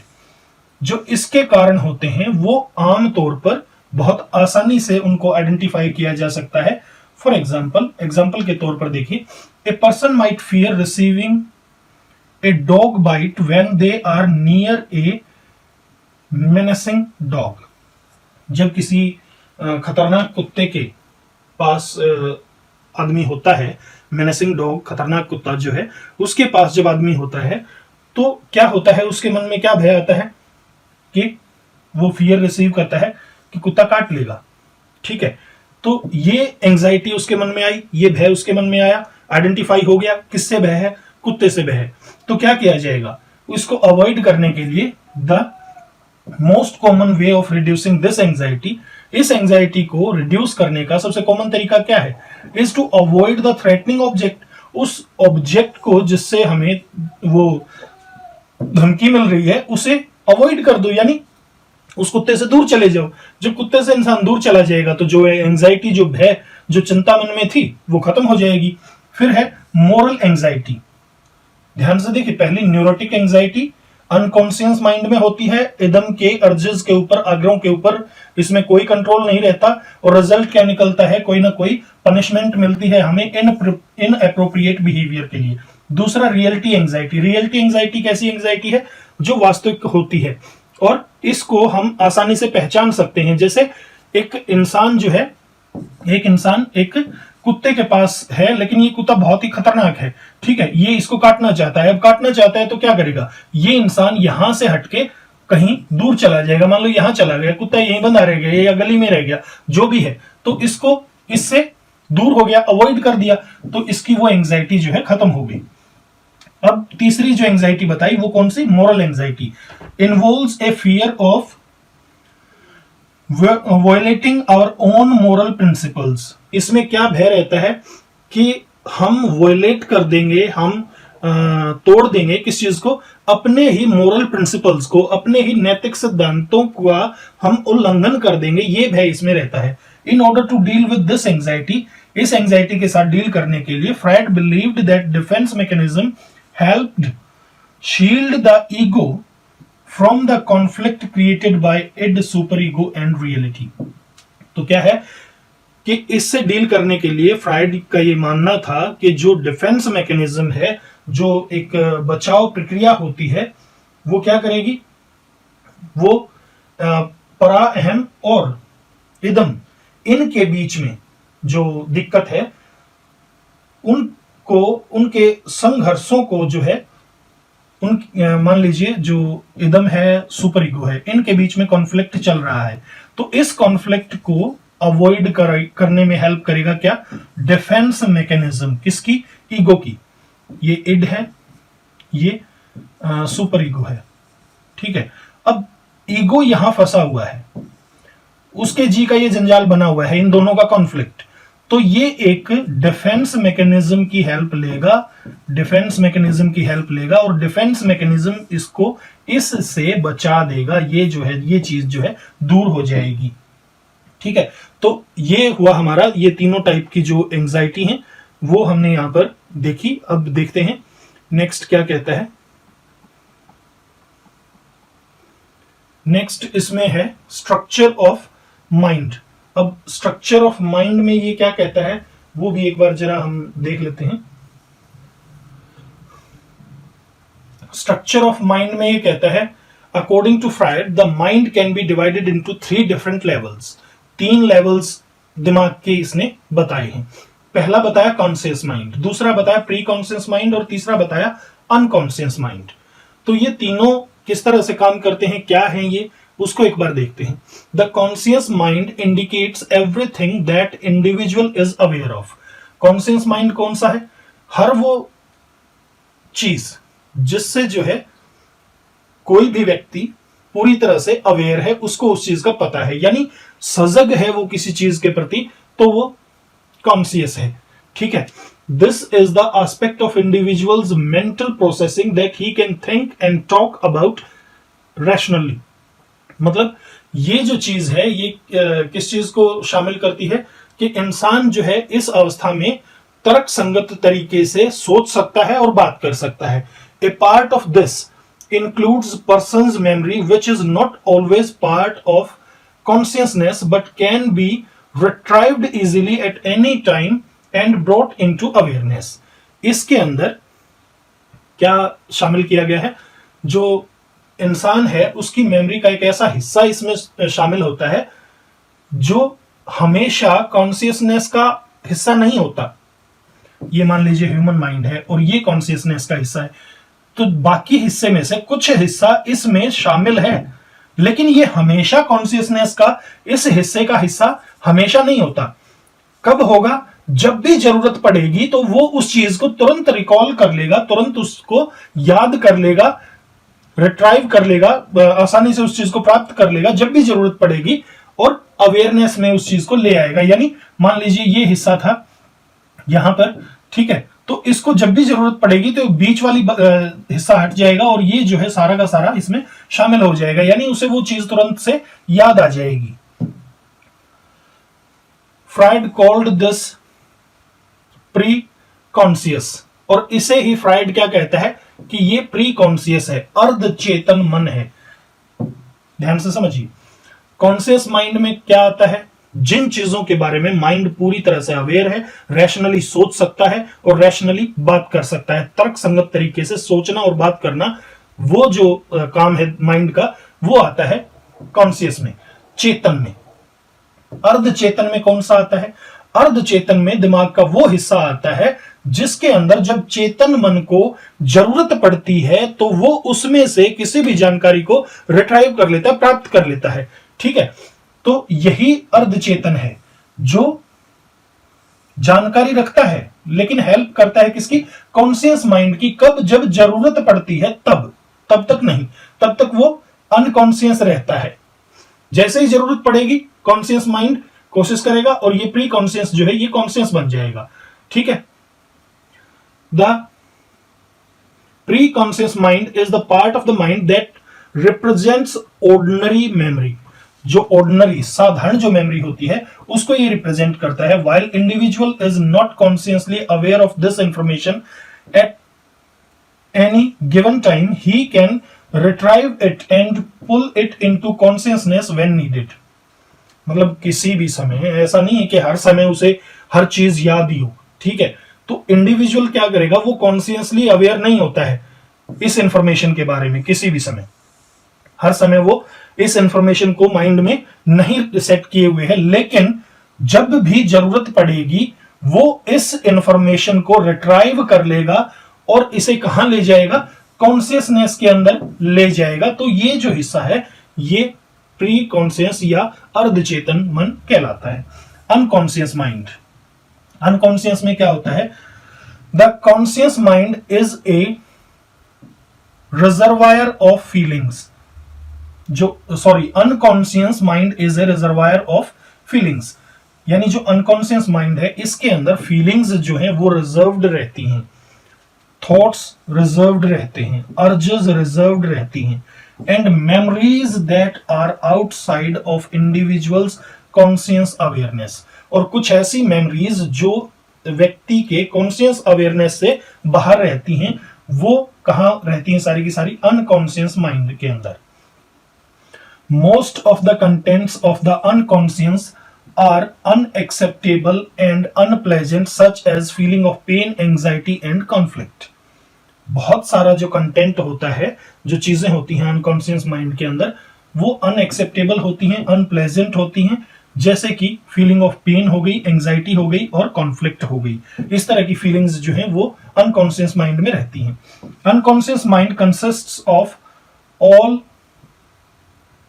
repressed wishes and forbidden experiences। Unconscious mind किससे बना हुआ है? दबी हुई इच्छाओं से और फॉरबिडन एक्सपीरियंसेस से, जिन अनुभवों को मना कर दिया गया है। According to Freud, the unconscious continues to influence person's behavior and experience। Freud के अकॉर्डिंग अनकॉन्शियस जो माइंड है वो एक तरह से आदमी के व्यवहार को प्रभावित करता रहता है, even though he is unaware of these underlying influences. यहां तक के इंसान जो है वो इन प्रभावों से अनअवेयर है, इन प्रभावों के बारे में इंसान को जो है पता ही नहीं है, मतलब उसको ये नहीं पता कि भाई मुझे क्या चीज प्रभावित कर रही है। अंडरलाइन जो अंतर्निहित आप कह सकते हो, मतलब इसी के अंदर जो शामिल रहते हैं। आगे है, he proposed that greater part of our personality lies buried, ये buried नहीं होता, buried in unconscious। उन्होंने क्या प्रस्तावना दी थी, किस चीज को प्रपोज किया था? वो किया था कि हमारी पर्सनालिटी का जो बहुत सा हिस्सा है, जो ग्रेटर पार्ट है, वो अनकॉन्शियस में दबा पड़ा रहता है। अकॉर्डिंग टू फ्राइड के अनुसार, we cannot study a human being by observing his overt behaviour. Overt जो प्रत्यक्ष है, जो सामने है, because most of repressed desires, thoughts and feelings remain in unconscious and indirectly influence our behavior। क्या कहा फ्राइड ने कि किसी भी इंसान का जो ओवर्ट बिहेवियर है, जो प्रत्यक्ष बिहेवियर है, जो हमें दिखाई देता है, उससे किसी इंसान के बिहेवियर के बारे में हम कुछ भी पता नहीं लगा सकते। क्यों नहीं लगा सकते?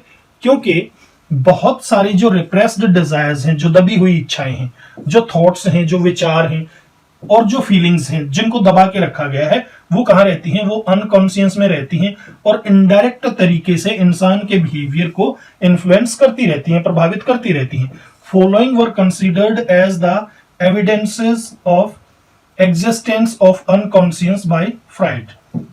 ये जो नीचे चीजें दी हैं, इनके थ्रू जो है अनकॉन्शियस को पता लगाया जा सकता है, अनकॉन्शियस के बारे में।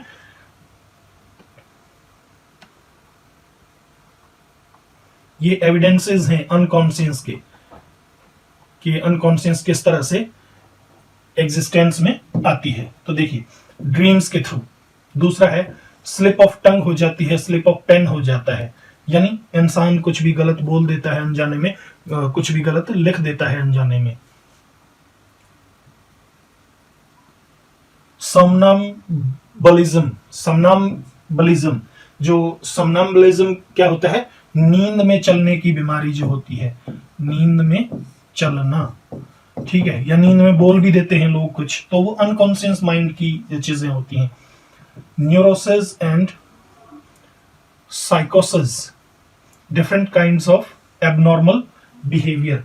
जो न्यूरोज होते हैं और जो साइकोसिस होते हैं, यानी मनोविज्ञान की जो चीजें होती हैं, वो अलग अलग तरह का different type of behaviour, different kind of abnormal behaviour आप इसको कह सकते हो। यानी कई बार जो है इंसान एबनॉर्मल बिहेव करता है, तो वो किसकी वजह से होता है? वो उस अनकॉन्शियस माइंड की वजह से होता है। फॉरगेटफुलनेस, भूल जाना, वो भी अनकॉन्शियस माइंड की वजह से होता है। Getting solutions of problems during sleep, सोते सोते किसी मुसीबत का हल निकाल लेना।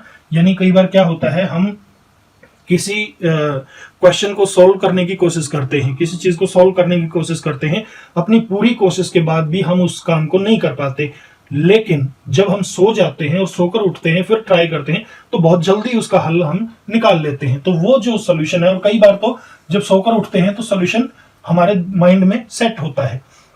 तो ये किसकी वजह से होता है? ये भी अनकॉन्शियस माइंड की वजह से ही होता है। He mentioned that consciousness gives expression to a very limited portion of human activity। जो consciousness है वो बहुत ही limited part, human activity का बहुत छोटा part है जिसको consciousness express करती है, उसको मतलब प्रदर्शित करती है। Freud linked these three levels of mind to an iceberg in which 1/10 part is visible, represent the conscious mind, and 9/10 part is submerged in the water which represents the unconscious mind। तो 1/10 तो हमारे सामने होता है और 9/10 ये unconscious mind हमारा होता है इंसान का। तो आप कह सकते हो कि अप्रोक्सीमेटली 90% जो हिस्सा है वो अनकॉन्शियस का होता है फ्रायड के अकॉर्डिंग। तो चलिए इसको एक बार देख लेते हैं कि किस तरह से फ्रायड ने इस चीज को एक्सप्रेस किया है।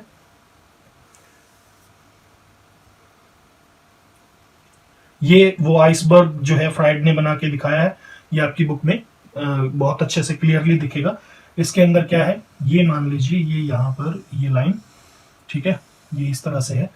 तो ये एक लेवल है जहां आप मानिए कि वाटर लेवल ये है। तो ये जो आइसबर्ग का हिस्सा बच गया हिमखंड का, ठीक है, जो हिमखंड का ये हिस्सा बचा इसे आप कहेंगे अनकॉन्शियस माइंड, ठीक है, ये है अनकॉन्शियस। और ये कौन सा है? ये है कॉन्शियस, ठीक। यानी ये तो चेतन मन है और ये अचेतन मन है, इतना हिस्सा। अब इसके अंदर क्या है कि ये हिस्सा तो रहता है किसके अंडर में? ये हिस्सा रहेगा इड के अंडर में, इतना सारा। फिर ये रहेगा सुपर ईगो के अंडर में, और ये रहेगा ईगो के अंडर में, ये जो हिस्सा है। अब इसमें से ये जो डूबा हुआ ये जो हिस्सा है, ठीक है, या ये जो यहां तक दिखाई दे रहा है, मान लीजिए पानी के अंदर डूबा हुआ हिमखंड है, ये तो हमें ऑब्वियसली पानी के लेवल से ऊपर दिखाई दे रहा है, तो ये कॉन्शियस लेवल हो गया। फिर ये जो हिस्सा है जो हमें विजिबल है, लेकिन पता है कि पानी के अंदर डूबा हुआ है, लेकिन फिर भी हम इसको देख सकते हैं, यहां तक के हिस्से को या यहां तक के हिस्से को जितने को देख सकते हैं, वो प्री कॉन्शियस है, अचेतन है, सॉरी अर्धचेतन है। और जिसे बिल्कुल देख ही नहीं सकते, जो बिल्कुल पानी के नीचे इतना बड़ा हिस्सा और भी जो बचा हुआ है, वो क्या है? वो बिल्कुल अनकॉन्शियस माइंड जो है वो होता है। तो इस तरह से फ्रायड ने इसको एक्सप्रेस किया है। चलिए देखते हैं। 9/10 part is submerged in the water which represents the unconscious mind। 1/10 conscious mind को और 9/10 unconscious mind को। The top of the iceberg that can be seen above the water represents the conscious mind।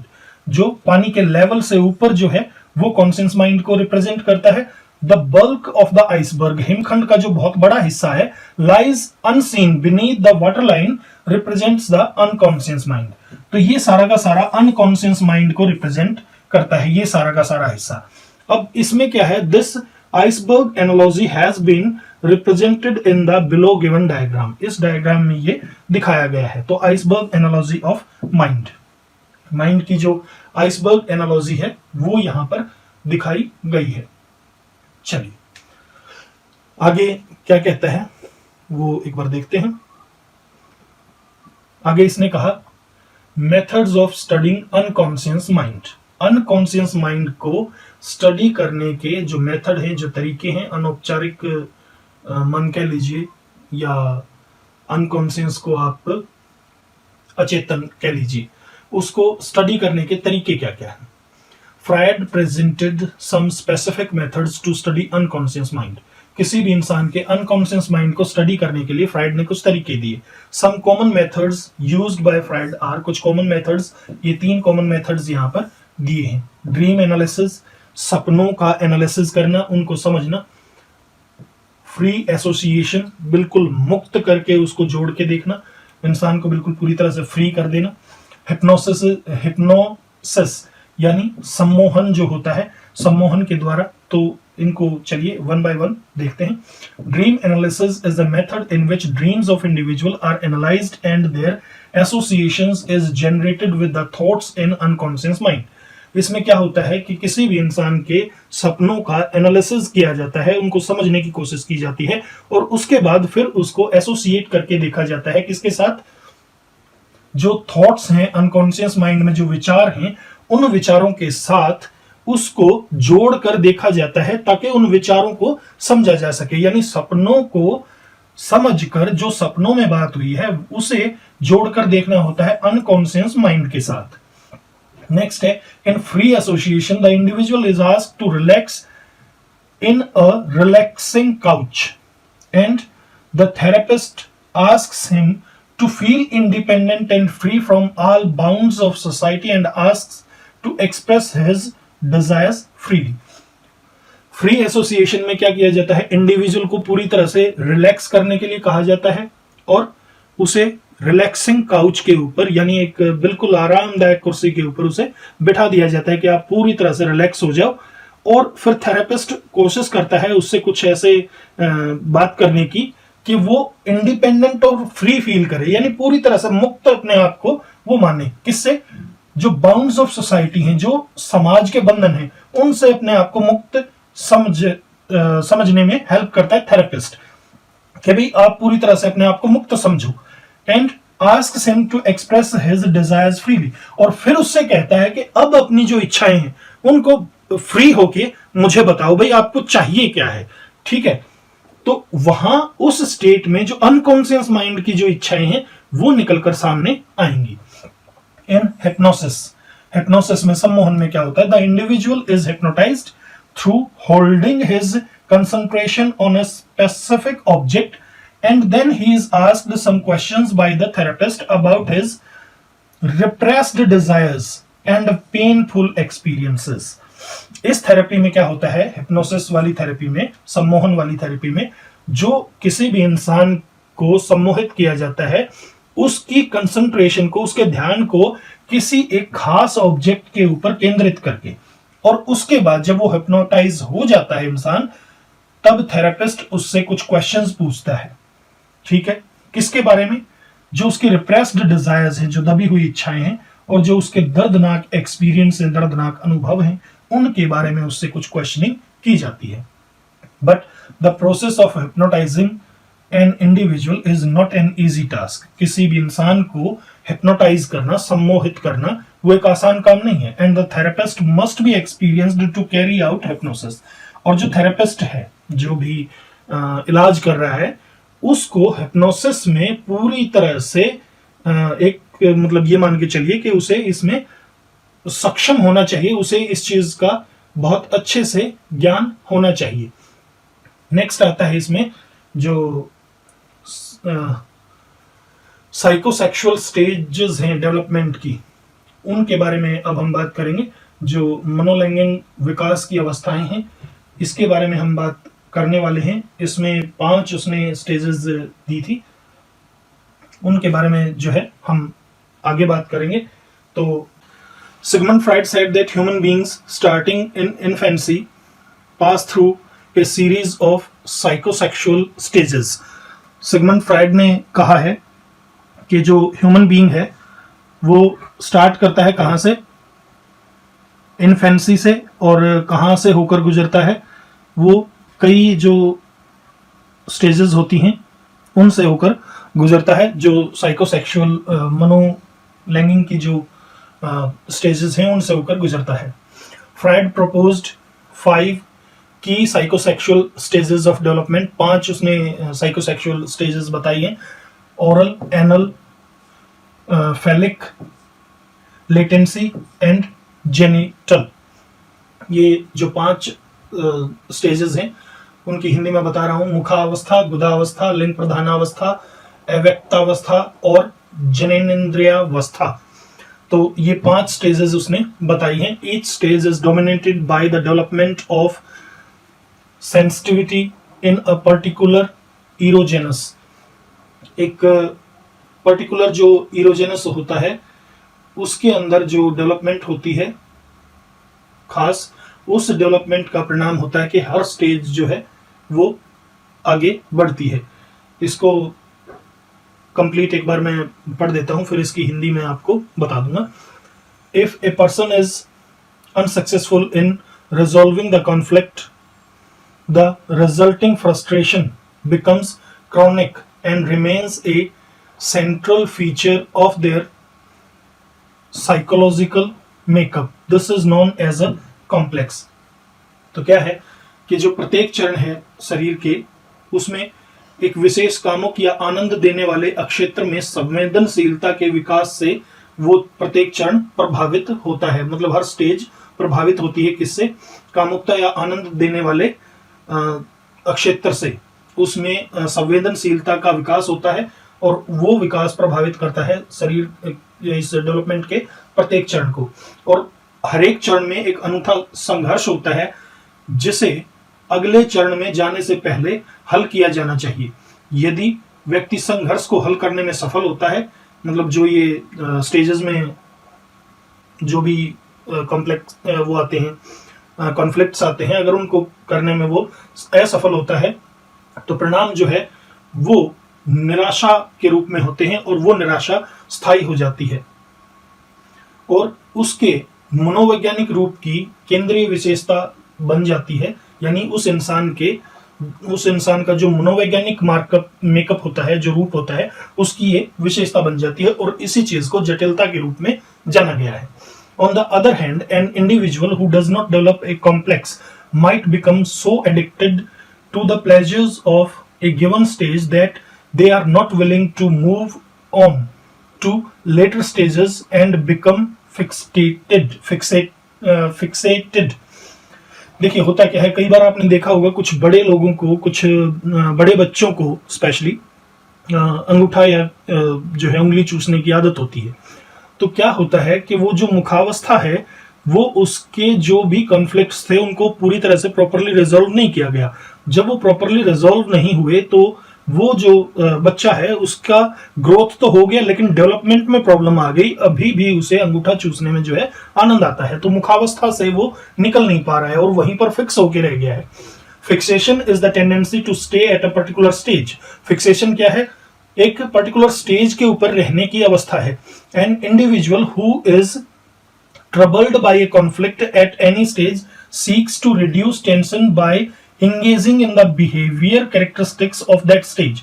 एक इंसान जो इस problem में है, troubled by a conflict at any stage, किसी भी स्टेज की जो कॉन्फ्लिक्ट्स हैं, जो संघर्ष हैं, वहां उसको प्रॉब्लम हो रही है तो वो क्या करने की कोशिश करता है? वो टेंशन को कम करने की कोशिश करता है। क्या करके?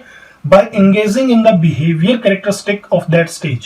उस स्टेज का जो बिहेवियर कैरेक्टरिस्टिक है, जैसे मुखावस्था में क्या होता है? मुखावस्था में बच्चा आनंद लेता है किस चीज से? मुंह से। जैसे वो किसी चीज को चूसता है या किसी चीज को चबाता है, उस चीज से वो बच्चा आनंद लेता है।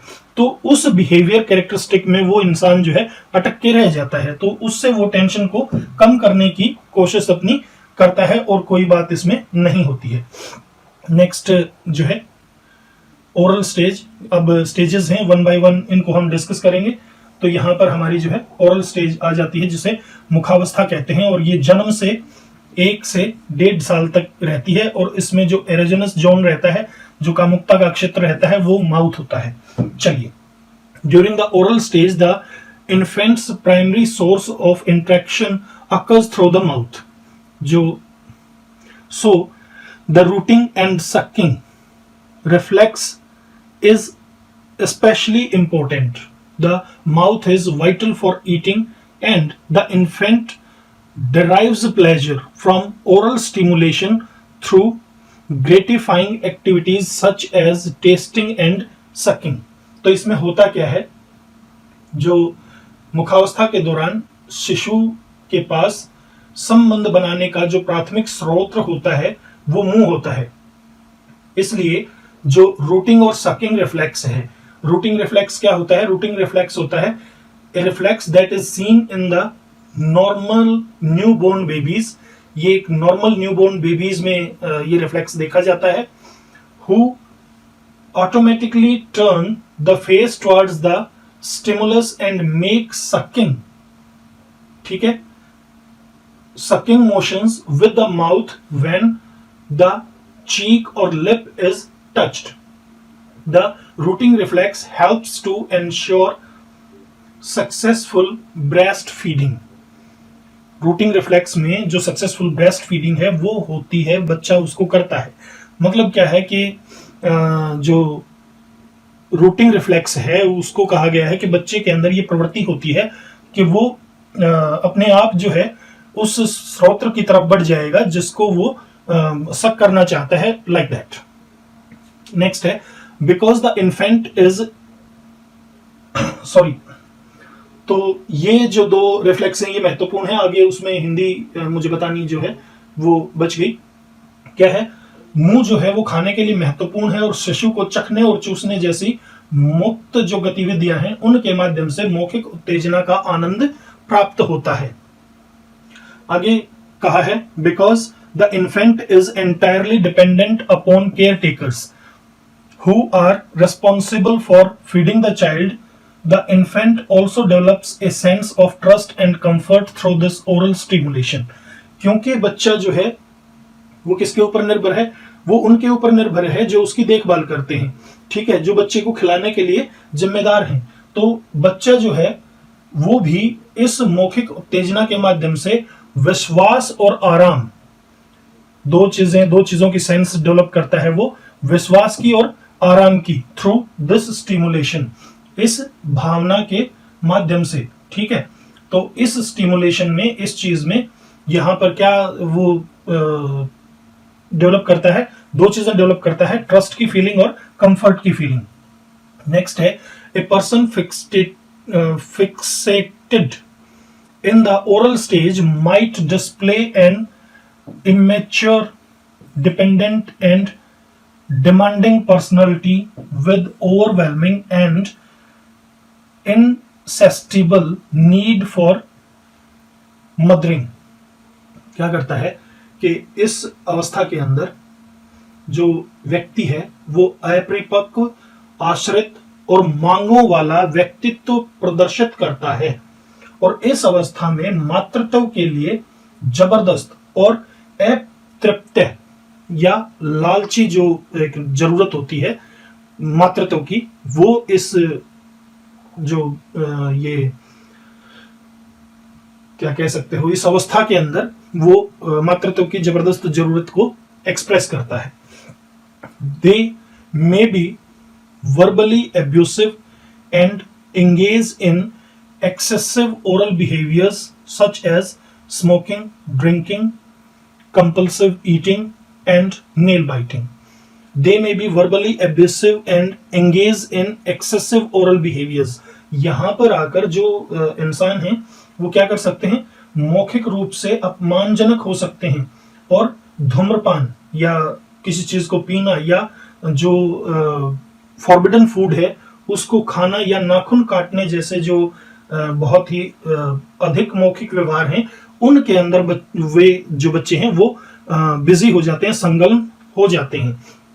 मोर और less stimulation during this stage में result into two types of personality in adulthood. इसमें दो तरह की पर्सनालिटी जो है बच्चा वो डेवलप कर लेता है अडल्टहुड में। मतलब ये जो स्टेज है अडल्टहुड में दो तरह की पर्सनालिटीज को जन्म दे सकती है, एक ओरल पैसिव पर्सनालिटी और ओरल एग्रेसिव पर्सनालिटी। दो स्टेजेस बताई, ओरल पैसिव पर्सनालिटी और ओरल एग्रेसिव पर्सनालिटी। तो ओरल पैसिव पर्सनालिटी क्या है? Used to attach their hopes with others and they have excessive faith on others. They are found to be very passive and highly dependent on others. जो oral passive personality है वो किस रूप में होती है कि इसमें जो बच्चे होते हैं वो उम्मीदें कायम कर लेते हैं, दूसरों के साथ उम्मीदों को, अपनी होप्स को जोड़ लेते हैं और उनका दूसरों के ऊपर बहुत ज्यादा विश्वास जो है वो बन जाता है। They are found to be very passive, वो बहुत ही इनएक्टिव हो जाते हैं, और हाईली डिपेंडेंट ऑन अदर्स, और दूसरों के ऊपर बहुत ज्यादा निर्भरता उनके अंदर पाई जाती है। ओरल एग्रेसिव पर्सनैलिटी, जो ओरल एग्रेसिव पर्सनैलिटी है वो क्या दिखाती है? Show high dominance on others for fulfilment of own needs, दूसरों के ऊपर डोमिनेंस दिखाते हैं। ये जो पर्सनैलिटी है दूसरों के ऊपर अपना अधिकार जमाएंगे, वो किस लिए? अपनी जरूरतों को पूरा करने के लिए। दे ऑल्सो एक्सप्लॉइट अदर्स, वो दूसरों का शोषण भी करते हैं। These people are having interest in sadistic activities, इन लोगों को जो सैडिस्टिक एक्टिविटीज हैं उनके अंदर जो है वो मजा आता है। सैडिस्टिक एक्टिविटीज को आप कह सकते हो जो दुखद गतिविधियां हैं उनके अंदर उनको जो है आनंद मिलता है। आगे इसमें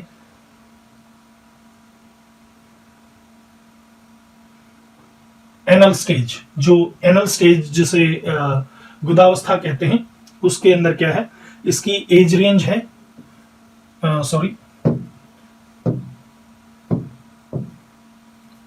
इसकी एज रेंज है 1 साल से लेके 1.5 साल, मतलब जो उसकी रहती है ओरल स्टेज की।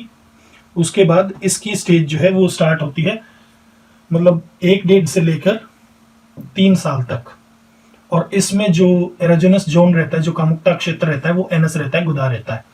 During the anal stage fright believed that the primary focus of the libido was on controlling bladder and bowel movements।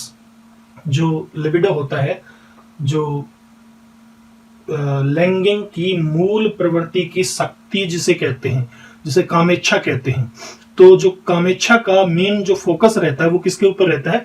Bladder और बाउल एक्टिविटीज को, उनके मूवमेंट्स को कंट्रोल करने का इसके अंदर काम रहता है। The major conflict at this stage is toilet training.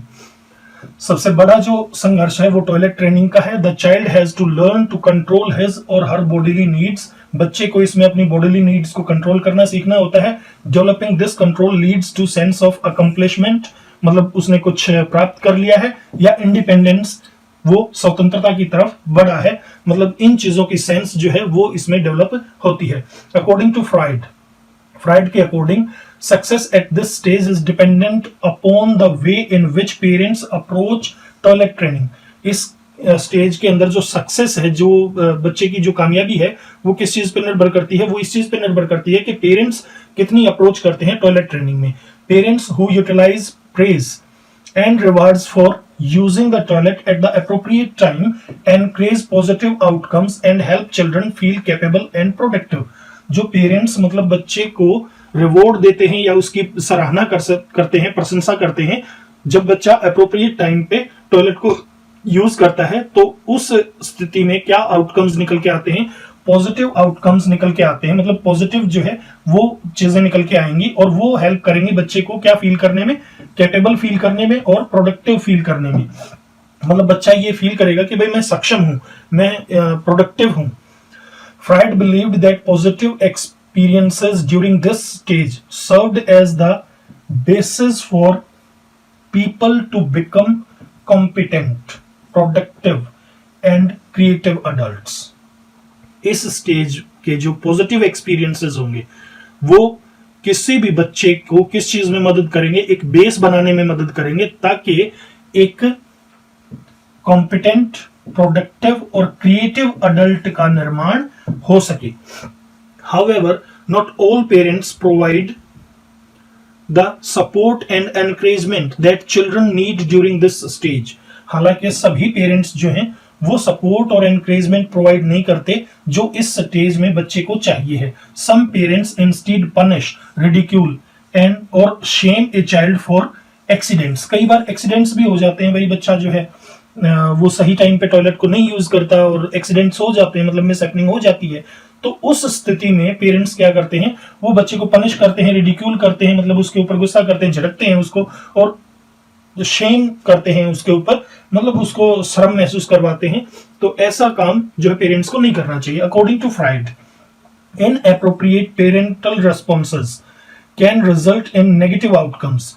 जो इनएप्रोप्रिएट रिस्पॉन्स होता है, मतलब जो सही रिस्पॉन्स नहीं होता पेरेंट्स का, वो किस में रिजल्ट होता है, उसका क्या रिजल्ट निकल के आता है, उसके नेगेटिव रिजल्ट्स निकल के आते हैं। If parents take an approach that is too lenient, अगर बहुत ज्यादा लीनियंट अप्रोच पेरेंट्स रखते हैं, Freud suggested that an anal expulsive personality could develop in which the individual has a messy, wasteful or destructive personality। अगर यहां पर इस stage के अंदर पेरेंट्स जो हैं वो बहुत ही लीनियंट हो जाते हैं, तो एक एनल एक्सपल्सिव पर्सनालिटी निकल के आएगी। एनल एक्सपल्सिव पर्सनालिटी में क्या होगा, वो जब डेवलप होगी तो बच्चा जो है वो कैसा बन जाएगा, मैसी बन जाएगा, वेस्टफुल बन जाएगा और डिस्ट्रक्टिव बन जाएगा। मैसी मतलब जो चीजों को सही ढंग से नहीं रखता, उलझ पुलझ सा रखता है हर चीज को। वेस्टफुल, वो चीजों को वेस्ट करेगा। और डिस्ट्रक्टिव पर्सनालिटी उसकी बन जाएगी, यानी चीजों को तोड़ने फोड़ने बर्बाद करने वाली पर्सनालिटी उसकी बन जाएगी। If parents are too strict और begin toilet training too early, अगर पेरेंट्स बहुत ज्यादा स्ट्रिक्ट हो जाएंगे और टॉयलेट ट्रेनिंग को बहुत ही जल्दी से स्टार्ट कर देंगे, तो Freud believed that an anal retentive personality develops. तो क्या निकल के आएगी, एनल रिटेंटिव पर्सनालिटी, जो गुदा धारणात्मक पर्सनालिटी इसको बोलते हैं। एक्सपल्सिव को बोलते हैं आक्रामक, गुदा आक्रामक व्यक्तित्व। ये तो हुआ गुदा आक्रामक व्यक्तित्व। और ये जो है, जैसे रिटेंटिव पर्सनालिटी बोलते हैं, एनल रिटेंटिव पर्सनालिटी, इसे कहते हैं गुदा धारणात्मक पर्सनालिटी। ये क्या होगी, ये डेवलप होगी in which individual is stringent, orderly, rigid and obsessive. क्या क्या हो जाएगा इसके अंदर, स्ट्रिंजेंट हो जाएगा, कठोर हो जाएगा, ऑर्डरली, हर चीज को मतलब सही तरीके से रखेगा, रिजिड, हठी हो जाएगा, और ऑब्सेसिव हो जाएगा। ऑब्सेसिव का अर्थ है मतलब उसके अंदर बहुत ज्यादा जुनून आ जाएगा चीजों के प्रति, जुनूनी जो है वो बच्चा बन जाएगा। नेक्स्ट इसके अंदर आती है जो फ्लेटिक स्टेज है। फ्लेटिक स्टेज, फ्लेटिक जो स्टेज है उसे हम बोलते हैं, एक minute,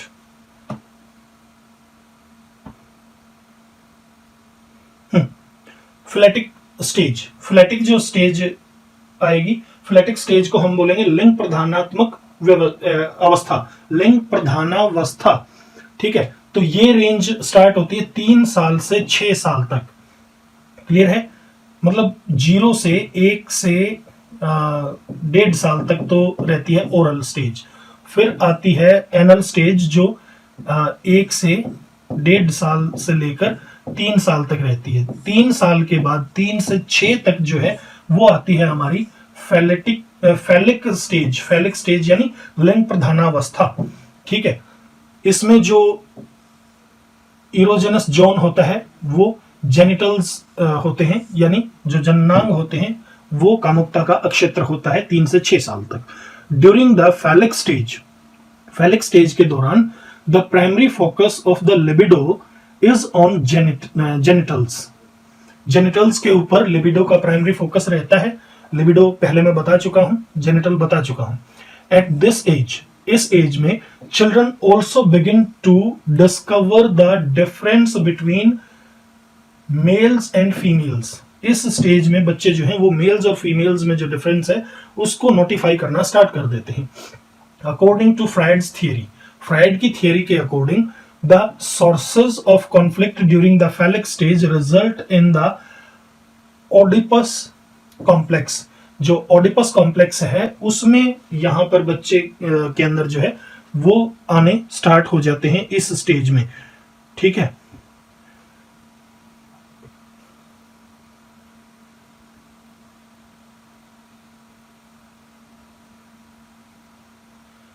for the boys and Electra complex for girls. Boys के लिए ओडिपस कॉम्प्लेक्स और गर्ल्स के लिए जो है इलेक्ट्रा कॉम्प्लेक्स इसमें आने स्टार्ट हो जाते हैं। जो ओडिपस कॉम्प्लेक्स है उसमें फादर से मतलब हेट होती है और इलेक्ट्रा कॉम्प्लेक्स में मदर से हेट होती है। Eight this stage a boy feels sexual love for his mother and hostile rivalry towards his father. अपने पिता के लिए उसके मन में हॉस्टाइल राइवलरी होती है, ठीक है, यानी बहुत ही हॉस्टाइल, उग्र, और राइवलरी उससे मतलब वो उसको अपने मुकाबले में मानता है कि भाई ये मेरा राइवल है, ये मेरा प्रतिद्वंदी है। Fried believed that boys begin to view their fathers as a rival for the mother's affection। माँ के अफेक्शन के लिए, स्नेह के लिए पिता को क्या मानते हैं, जो बच्चे हैं इसके अंदर, जो बॉयज हैं, वो मानते हैं कि ये हमारा राइवल है, ये हमारा प्रतिद्वंदी है। The Oedipus complex describes these feelings of wanting to possess the mother and the desire to replace the father. जो ओडिपस कॉम्प्लेक्स है वो किस चीज को डिस्क्राइब करता है? वो उन फीलिंग्स को डिस्क्राइब करता है जिसमें बच्चे के मन में, बॉय के मन में ये आता है, ये इच्छा आती है कि वो अपनी मदर को पोजेस करे, यानी उसके ऊपर उसका अधिकार हो और पिता को वो रिप्लेस कर दे, यानी पिता की जगह पे मैं खुद आ जाऊं। However, the child also fears that he will be punished by the father for these feelings। हालांकि बच्चे के मन में ये भी रहता है कि अगर इन फीलिंग्स का फादर को पता लगा तो उसे पनिशमेंट मिलेगी। A fear Freud termed castration anxiety, और इस फियर को फ्राइड ने क्या नाम दिया है? Castration anxiety. ये नाम आपको ध्यान रखना होगा। कैस्ट्रेशन एंजाइटी किस में होती है? ओडिपस कॉम्प्लेक्स के अंदर कैस्ट्रेशन एंजाइटी आती है, ठीक है, जो फादर की पनिशमेंट का भय होता है वो। द टर्म इलेक्ट्रा कॉम्प्लेक्स, जो इलेक्ट्रा कॉम्प्लेक्स टर्म है, has been used to describe a similar set of feelings experienced by young girls. A girl feels sexual love for the father and hostile rivalry towards the mother, leading her to conclude that she and her mother have been castrated। castrated मतलब जो एक तरह से castrated वो होता है ना, मतलब castrated मतलब यार castrated ही होता है, आप चेक कर लेना castrated। ये पीछे चला था, राम रहीम पे मुकदमा चला था कि उसने बहुत से अपने जो अनुयायी थे उनको कैस्ट्रेटेड कर दिया है, तो that is castrated because they lack penises, क्योंकि उनमें पेनिसेस की कमी होती है। This leads to penis envy and a feeling of inferiority. Penis envy इसमें क्रिएट हो जाती है और एक इनफीरियरिटी की फीलिंग उनके अंदर आ जाती है। तो इसको जो है आप देख लेना, ये इसके बिल्कुल उलट होता है, किसके? ओडिपस कॉम्प्लेक्स के उलट होता है इलेक्ट्रा कॉम्प्लेक्स, ठीक है। नेक्स्ट जो है इवेंचुअली, मतलब इसमें क्या है कि धीरे धीरे the child begins to identify with the same sex parents as a means of vicariously possessing the other parent. मतलब बच्चा जो है इसमें क्या मानना स्टार्ट कर देता है कि भाई जो दूसरा पेरेंट है उसे इसके अंदर हमें स्वीकार करना होगा, रखना होगा। For girls however, Freud believed that penis envy was never fully resolved and that all women remain somewhat fixated on this stage। जो ये पेनिस एनवी है ये इसमें पूरी तरह से रिजॉल्व नहीं होती और विमेन जो हैं वो इस स्टेज में अटक कर रह जाती हैं। Psychologists such as Karen Horney disputed this theory. उन्होंने इस थियरी का डिस्प्यूट किया, इस थियरी को चैलेंज किया। कौन सी थियरी को? जिसमें ये पेनिस एनवी के बारे में कहा गया है। Calling it both inaccurate and demeaning to women. क्या कहा? डिमीनिंग कहा, यानी ये गर्व पर प्रहार है, एक तरह से नीचा दिखाने वाली बात है। एक तो इनएक्यूरेट है, ये सही नहीं है। दूसरा, विमेन को नीचा दिखाने की बात इसके अंदर मानी है। किसने? कैरेन हॉर्नी ने। तो कैरेन हॉर्नी ने क्या कहा कि ये जो पेनिस एनवी वाली बात है ये सही नहीं है। Instead हॉर्ने proposed that men experience feeling of inferiority। इसकी बजाय हॉर्ने ने ये प्रस्तावित किया कि आदमियों के अंदर एक फीलिंग ऑफ इनफीरियरिटी आ जाती है। क्यों? Because they can not give birth to children. वो बच्चों को जन्म नहीं दे सकते। एक कॉन्सेप्ट सी referred to as womb envy. तो हॉर्नी ने कौन सी एनवी बताई? वूम एनवी, जो वूम होता है उसकी एनवी मेल्स के अंदर आ जाती है। ये एक फीमेल थी, तो इसने इसको बिल्कुल उलट बताया। क्लियर है? Now a person fixated in the phallic stage might display sexual problems, conflicts such as impotence, frigidity, homosexuality, and an inability to handle competitive relationships. अगर कोई पर्सन फैलिक स्टेज में फिक्सेटेड हो जाता है तो उस इंसान के आगे प्रॉब्लम्स आती हैं, कॉन्फ्लिक्ट्स आते हैं, इम्पोर्टेंस के, फ्रिजिडिटी के, होमोसेक्सुअलिटी के और inability to handle competitive relationships. जो कंपिटिटिव रिलेशनशिप होती हैं उनको वो इंसान हैंडल नहीं कर पाता। लेटेंसी स्टेज, फिर इसके बाद आती है लेटेंसी स्टेज। लेटेंसी जो स्टेज है उसे क्या कहते हैं?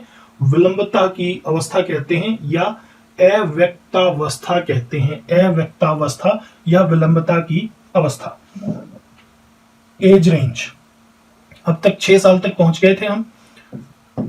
0 to 1, 1.5, फिर 1.5 या 1 to 3 और फिर 3 to 6, अब 6 to 12 है।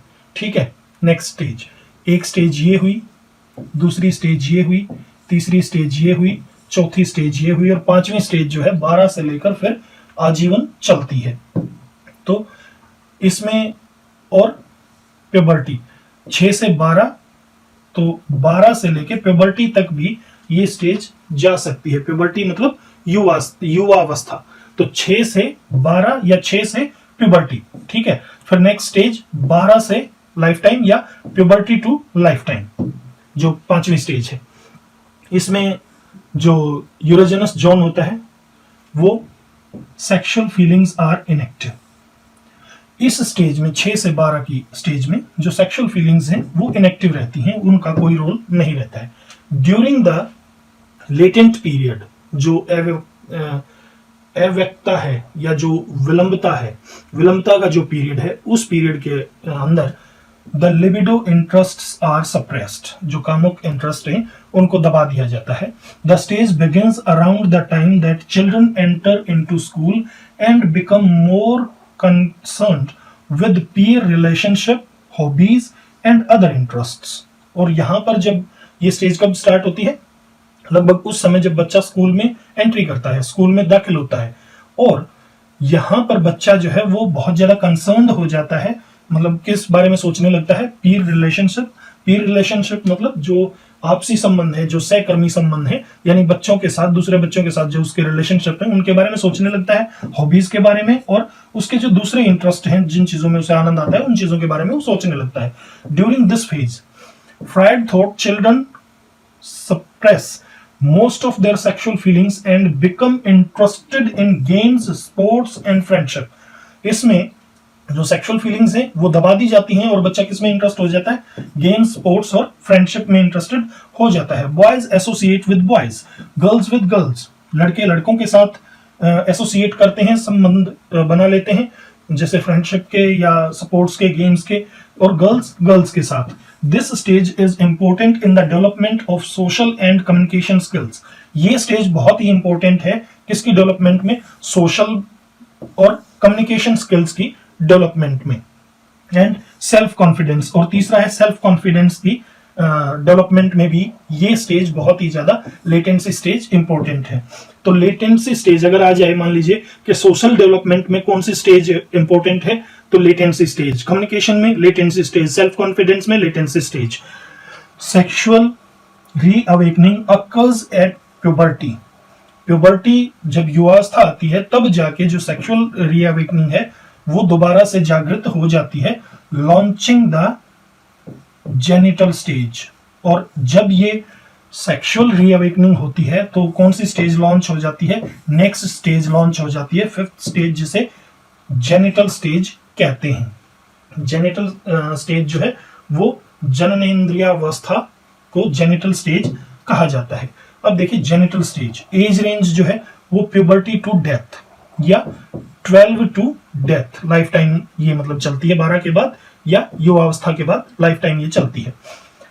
Erogenous zone, maturing sexual interest. चलिए इसमें देखते हैं कि फ्राइड ने क्या कुछ कहा है।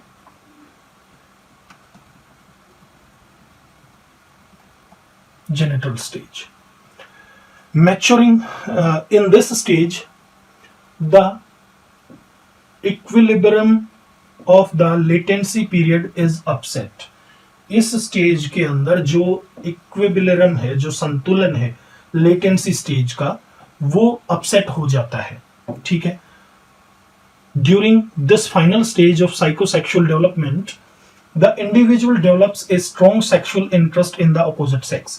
This stage begins during puberty but lasts throughout the rest of the person's life. इसमें जो भी जैसे मेल्स हैं तो फीमेल्स में और फीमेल्स हैं तो मेल्स में वो स्ट्रॉन्ग सेक्सुअल इंटरेस्ट्स इसमें क्रिएट होते हैं और ये स्टेज युवावस्था से लेके मृत्यु तक इंसान के पूरे लाइफ टाइम में ये स्टेज चलती है। What is puberty? प्यूबर्टी क्या है? Puberty is the process of physical changes through which a child's body converts into sexually active adult being. Puberty क्या है? ये एक फिजिकल चेंज है जिसके अंदर बच्चे के शरीर में बदलाव आता है, वो एक अडल्ट के रूप में, एक वयस्क के रूप में, जो सेक्सुअली एक्टिव वयस्क है उसके रूप में वो परिवर्तित हो जाता है। Hormonal secretion plays an important role in puberty. Puberty के अंदर जो हार्मोनल सेक्रेशन है, जो बदलाव होता है, जो सीक्रेट रूप से जो गेम खेलते हैं, वो बहुत ही इंपॉर्टेंट रोल अदा करता है। Physical growth, height and weight is very high during the initial stage of puberty. जो फिजिकल ग्रोथ है वो बहुत ही हाई होता है इनिशियल स्टेज में, प्यूबर्टी की शुरुआती स्टेज में फिजिकल ग्रोथ बहुत हाई होता है। And is completed when an adult body has been developed. और ये कब कंप्लीट होता है? जब अडल्ट बॉडी डेवलप हो जाती है, यानी युवावस्था की स्टार्टिंग में जो फिजिकल ग्रोथ है हाइट और वेट में वो बहुत जल्दी होता है और ये तभी जाके रुकता है जब एक कंप्लीट बॉडी जो है, वयस्क की कंप्लीट बॉडी डेवलप हो जाए, तभी जाके रुकता है। फिर in general girls begin puberty around 10 to 11 whereas boys 11 to 12। एक साल का इसमें जो है डिफरेंस होता है और कंप्लीट भी एक साल के डिफरेंस में ही ये होती हैं और एंड्स अराउंड 15 to 17। मतलब गर्ल्स का है 10 to 11 टू 15 to 17। ठीक है। बॉयज का क्या है? 11 to 12, ठीक है, टू 16 to 18 या 16 to 17 आप इसको मान लें, 16 to 17। तो ये जो है प्यूबर्टी स्टेज रहती है, इसने 16 to 17 ही यहां पर कहा है। चलिए आगे देखते हैं। Young people begin expressing romantic infatuations, emotional upheavals, and the desires to have a satisfactory sexual relationship। जो यंग पीपल हैं वो इन चीजों को एक्सप्रेस करना स्टार्ट कर देते हैं। If the other stages have been completed successfully, the individual should now be well balanced, warm and caring. अगर बाकी सभी स्टेजेस पूरी तरह से ठीक से कंप्लीट की गई हैं, जो बाकी की 4 जो स्टेजेस बची, जिसमें आपकी पहली माउथ वाली, दूसरी एनल वाली, तीसरी जो है क्या बोलते हैं उसको, तीसरी कौन सी स्टेज थी यार, एक मिनट, चलिए तीसरी स्टेज देखते हैं। हाँ, फैलिक, और फोर्थ जो थी लेटेंसी, और फिफ्थ जो है ये जो प्यूबर्टी वाली जो स्टेज है, या जिसे जेनिटल स्टेज भी कहा जाता है। तो ये जो है स्टेजेस, अगर पहली 4 पूरी ढंग से प्रिपेयर की, डेवलप की गई हैं, तो यहाँ पर आके बच्चा जो है वो बहुत ही क्या हो जाता है, well balanced, warm and caring हो जाता है। अब देखिए स्टेजेस इसमें दी गई हैं, oral, anal, phallic, latency, genital. ये एजेस दी हैं इसकी 0 से 1 या 1.5 साल तक, ठीक है, 1.5, और यहाँ पर 1 या 1.5 से 3 साल तक, फिर 3 से 6, 6 से 12 और 12 प्लस। इसमें फिर focus of libido mouth, tongue, lips, anus, genital, none और जेनिटल्स फिर से, ठीक है। ये आगे मेजर डेवलपमेंट दी है, weaning of the breast feeding, toilet training, resolving Oedipus और इलेक्ट्रा कॉम्प्लेक्स, और इसमें डेवलपिंग डिफेंस मैकेनिज्म, ठीक है।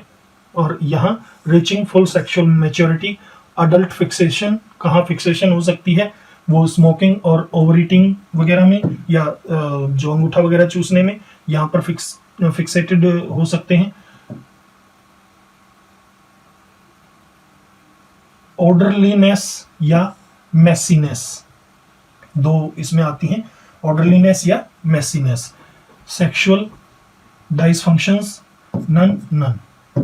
चलिए, तो ये जो है ये टेबल दे रखी है, साइकोसेक्सुअल डेवलपमेंट की जो टेबल है वो है ये। नेक्स्ट है Erikson's theory of psychosocial development.